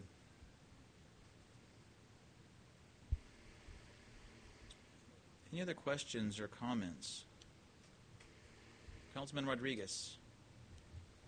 I'll just make a comment in regards to this balance for 2017-18, and I'm assuming that this is for this upcoming year. I know you talked about how we can increase revenues, and we've had the discussion prior is what other sources of revenue can we bring in to offset some of this. We went to taxpayers for that Measure K. There's built-in rate increases in our water bills, and I'm sure that that's going to come up again for discussion here at the City Council. So that'll probably be another increase that we'll have to address. And a lot of these recommendations are very prudent, and I want to thank staff for really doing a great job. But I also would like to see in the future maybe a discussion in regards to the other elephant in the room, which is that ordinance for the cannabis that nobody really wants to see. Well, I mean, I know that we're talking about it, but I'd like to see that implemented and see what those types of revenues can bring in so that we can offset a lot of these cutbacks. You know, one of the last things that I'd want to do is definitely reduce staff and cut programs and services that are essential to our community. But, you know, I mean, a lot of these things are us being on the guard, you know, just defending. Hey, we have to protect what we currently have to be able to continue to service our community. But at some point or another, I think we still have to see how do we move forward. I mean, I know we're anticipating the casino, we're anticipating the Love Center. I don't know when we can see those actual dollars, maybe in 2019-20 budget. But, you know, we have something that's in front of us that potentially can increase a big tax base, you know, definitely assess values of properties that can be up in the millions of dollars and can definitely increase our revenues. So I know that there's conversations going on, Ron, and I hope that that's something that we can hopefully discuss soon, and we can put some type of plan in place to see if we can bring in more revenue. Councilman Rodriguez, I will agree with you. I think it's incumbent upon us to find any way we can to increase revenues. I think we're just barely scratching the surface. I believe Mr. Tooley has reached out to a couple of other communities that are also having that conversation or possibly implementing. But I will agree. If that is something that could generate revenue in our community, I definitely think it would be incumbent upon us to at least do the research and start the discussion. Through the chair, council member, there is an internal project team that is preparing in the process of doing the research, and will prepare a workshop for you. We're going to send a representative to Colorado and talk to the law enforcement there so that you have the context of the Colorado experience. We're going to visit local operations in California, and we're going to look at best practices from other cities. We'll present that for you for your consideration, and at that point you'll be in a position to give us informed direction. Great. Thank you, David. Yes, Councilman Rodriguez. I will make one last comment. You know, you did say that you would feed us through a hose, and this pretty much was that. So I do want to appreciate every one of you for really taking your time to address any questions and concerns we had, and also your presentations. It's quite a bit to take in, but at the end of the day, these are some of the recommendations, and, you know, with the exception of, you know, some of those cutbacks and stuff, you know, I think, you know, it's a prudent way to go forward and definitely manage a business, or in this case, a city. So, again, thank you, David, for the time that you put into this, and your staff as well. David, is there one advantage one way or the other with the 16-17 Measure K funds to split it up into two equal parts, or just put it, you know, kick that money down the road, or what would be best use of that money? There's no bright line answer. I prefer to split it if you're going to spend it for operations, because it imposes a little more fiscal discipline on us that we have to be prepared for the following year as well. The alternative argument is that you spend all of your most restrictive money first and preserve your flexible money. Well, if we spend it all this year, whatever your hole is next year, it's that plus $800,000. Right. Thank you. Councilman Rigby. I, too, want to thank staff for working diligently to see that we have as much information available to us to make the decisions that we have to make. I think, if anything, it's opened my eyes to wanting to work harder at the job that I do to ensure that revenue streams are a little bit more accessible to the city, different revenue streams, thinking outside of the box. Although I'm not opposed to hearing suggestions of cannabis and what that looks like, I also don't want to be chasing the gold pot at the end of the rainbow. And so with that being said, I think that there's a lot of things that we have built within our city that maybe we're not utilizing to the fullest of its capacity. I am a proponent of actually pushing all funding from Measure K rather than splitting it into next year. Although listening to Mr. Tooley's suggestions, I think those are admirable. I'm kind of one to spend what you got while you have it, and then have a little bit more in savings. I just don't want to split and use funding for operational funds this year that we might not have accessible to us later on down the road, and then gets in a tough spot because we're spending now and then we're stuck having to fund an operation that we might not have that funding for. Does that make sense? Councilmember, I'm not following precisely. If we spend it to support our public safety operations this year, it's not available in any form next year, and we're going to have to find new money. Okay. Because so I was misunderstanding. Your Measure K funds for police are fully spoken for this year and largely spoken for the next year. Yeah, the I only understand unknown that. we have right now is going to be the cost of fire operations. Right. Okay. And fire operations are largely related to the new facility, which we also promised. Okay. So then, that being said, I'm still a proponent of taking that $800,000 and putting it towards fire, only because that's what that's what I said I would do. I'll leave it to further debate with my colleagues, but that's kind of where I'm sitting on that, Mr. Mayor. But I also support the 3% M&O savings across the board. But I too share the same questions that my colleague, Councilmember Oliver, brought up. What's going to happen later on down the road, and to what extent do we allow ourselves not to cross that line? Any other comments or questions? So I think what we are clear on, David, is the implementation of a soft hiring freeze, the 3%. I think we're all in agreement of the savings with M&O. Internally, you, with everyone, will implement a cost reduction plan. We know where we sit with collective bargaining, and I think we're all in agreement as well on no reduction in staff or any programs at this time. So last would be the 16-17 Measure K funds that I will agree with Mr. Tooley and having it split. I think that would be the prudent thing to do. So, Mr. Mayor, I probably need some straight-up direction from the council, understanding that right now I think there's a division of opinion. Yeah, I think that's the only bullet point we need to continue to discuss. Are we allowed to take an action item on this, Mr. Richardson?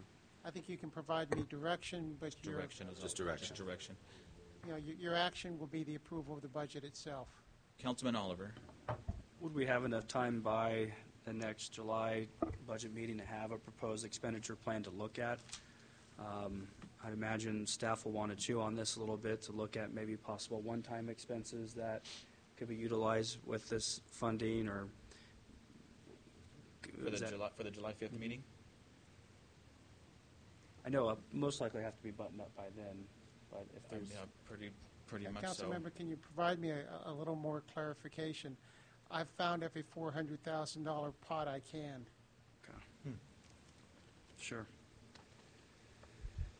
I mean, my only alternative at this point was that I would reserve the whole $800,000, and you would provide me direction when you adopt the budget. As to how, I mean, it's public safety money. Public safety. So that's not the question. That's not the question. It's just what do we spend it on, so to speak. You've got 175 that we've set aside for the new fire station. I had a conversation with the fire chief. He thinks we can move a fire station ahead more quickly. We're just going to have to see. But if it goes into 2019 as opposed to 2018, we're going to collect progressively more Measure K money for that asset as well. That's really the only area that I have.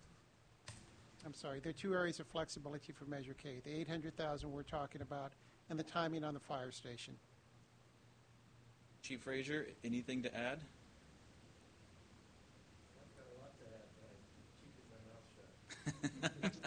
I'm giving you an opportunity. We'll take Mayor Pro Tem Gallego's question first. I'll wait till Chief Frazier. Beauty before age.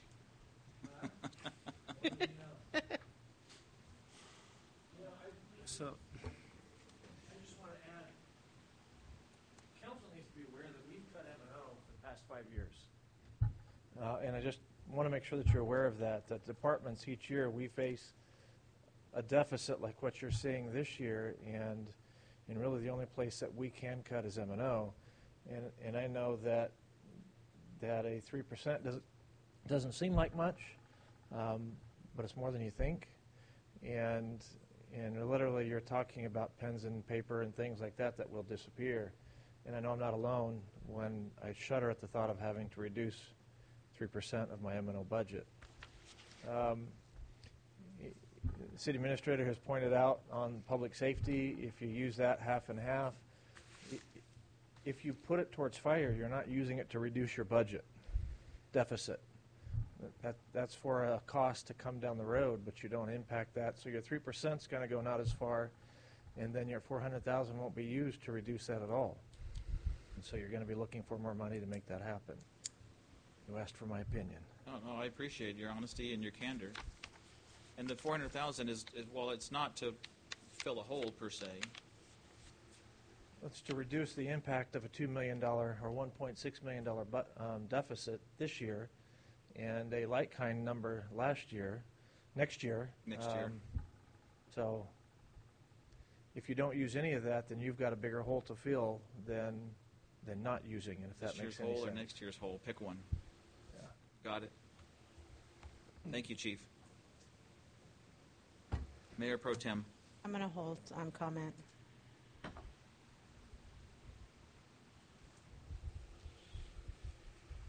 Mr. Mayor, at some point in time, either money falls out of the sky, we get a lucky break, or you're going to engage in a difficult discussion about how you reduce your service delivery plan.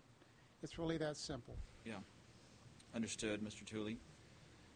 And I don't rely on luck when it comes to taxpayer money.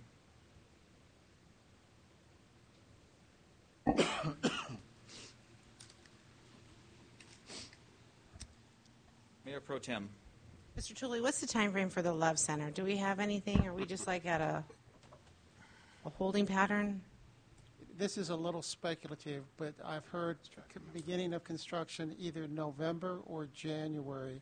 Assume, if that takes place, assume a 9-month construction period, which effectively puts us into the 2018-2019 fiscal cycle before revenues begin flowing in. At full build-out, we estimate Love's represents maybe $300,000 to us. That's a significant sum of money, but it doesn't fill a $1.6 million. And let's assume we've actually missed the mark by 50%. It's only an $800,000 hole. It's going to get progressively larger because of your PERS issue. Right. Okay. Thank you. Councilman Oliver. Mr. Mayor, obviously it's a difficult back and forth, and certainly I want to see that we're putting those Measure K dollars to work. Sooner than later, I want to see also that we're stewards and being prudent as well. I think if it's for public safety purposes, I would be amenable, to the $400,000 and reserving the remainder. At the same time, though, I feel like we need to be, going to the table, so to speak, and thinking in the future some of those, worst case scenarios. I hate to say it.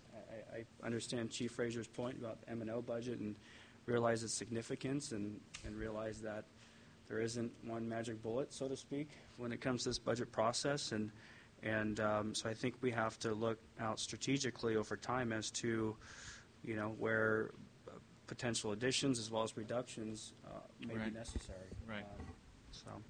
But I would be amenable to the $400,000 at the front end. And not to split it? Is that what you're saying? Just to split it. Or to split it, okay.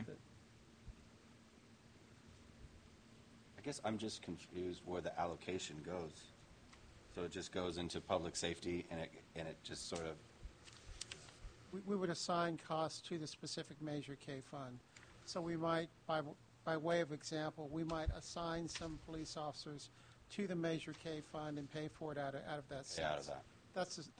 That's the most straightforward way to do it, and it also demonstrates that we are reserving the funds for Measure K for public safety activity. Measure K dollars being put to use sooner rather than later. Yes, sir.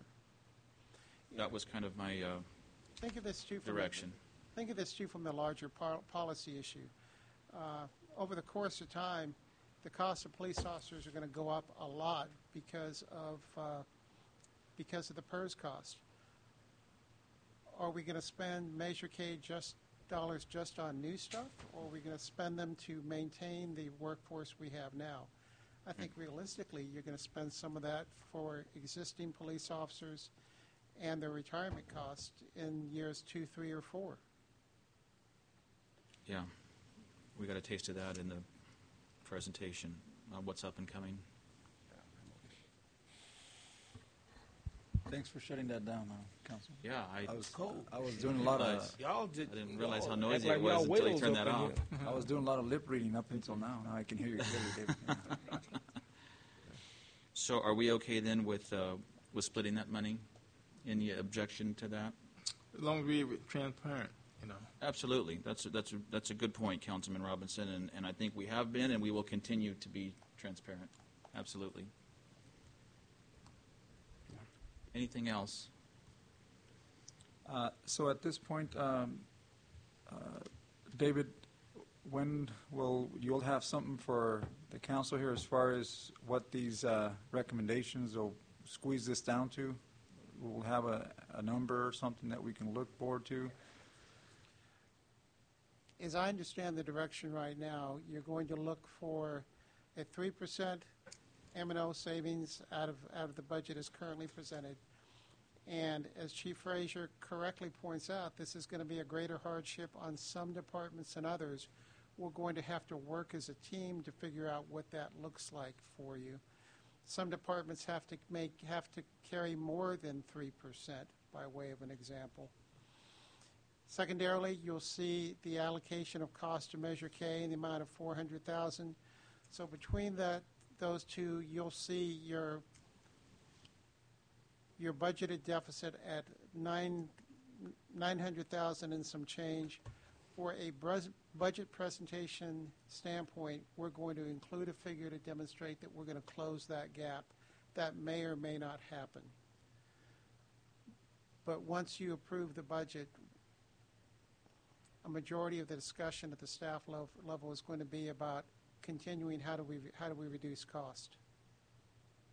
So we'll show you a balanced budget, but in the back of your mind, you need to know you're still going to have, I'm going to say you're going to have a $930,000 structural deficit, but really you've got a structural deficit bigger than that because the $400,000 is just to plug this next year and the year thereafter.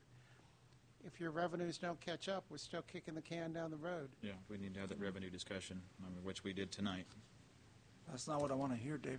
That's not what any of us want to hear. I thought you wanted to hear an accurate description. Oh. Once again, thank you to everybody for your reports and for your facts and figures. It's not easy for all of us, but we certainly rely on what you bring before us, and it wasn't just a one-day thing. It's been all year. I know everybody's been working very, very hard on their budgets already. And a special thank you to Tim for the past handful of months that you brought us in increments and great presentations, and thank you very much for that. And to my colleagues for all of your input and direction and questions. I think it's a great dialogue, and we had some great discussion this evening. So with that, I'll move into, David, if you have direction. I believe you do.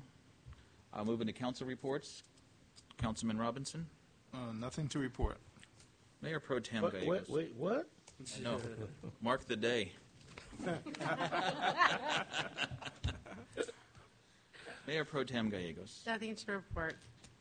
Councilman Rigby. Nothing to report. Councilman Hawley.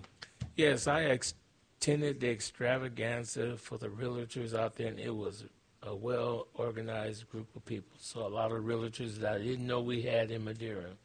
So it was well attended. Unless you want to cut it. Great, very nice. Thank you for attending that. Councilman Rodriguez. Yeah, I'll just add to that, there was also lenders in the. Oh, extravaganza, so just so that you know, it was- It didn't lend me nothing. I didn't see it. Nice. There's, Very believe it or not, nice. there's probably more lenders than there was realtors. But it was a nice event out there. Actually, it turned out to be a big turnout, a lot bigger than last year. So it's growing. Don't know what that generates as far as, I don't know if the city generates anything out of that or not. I mean, don't know what that does. But I know that it does help a lot of the people, especially the residents of Madera, when they're looking shopping for services, homes, or lending. But I thought it was a good turnout. I did see Councilman Hawley, and I think, were you out there as well? Councilman Rigby was there. Yeah, Councilman Rigby, that's right. We had a booth out there with some of the department heads here, and unfortunately, I didn't know that we had a booth out there, so when I visited out there, it was a little late, and I think you guys had cleaned up. But anyhow, that's my report. Thank you very much for that. Councilman Oliver. Nothing to report. And I have nothing to report, so we will adjourn, and we'll see you folks back here in a couple of days. Huh? 2 days. 2 days. Oh, all right. The fact of Put the in the matter is overtime. it's Talk already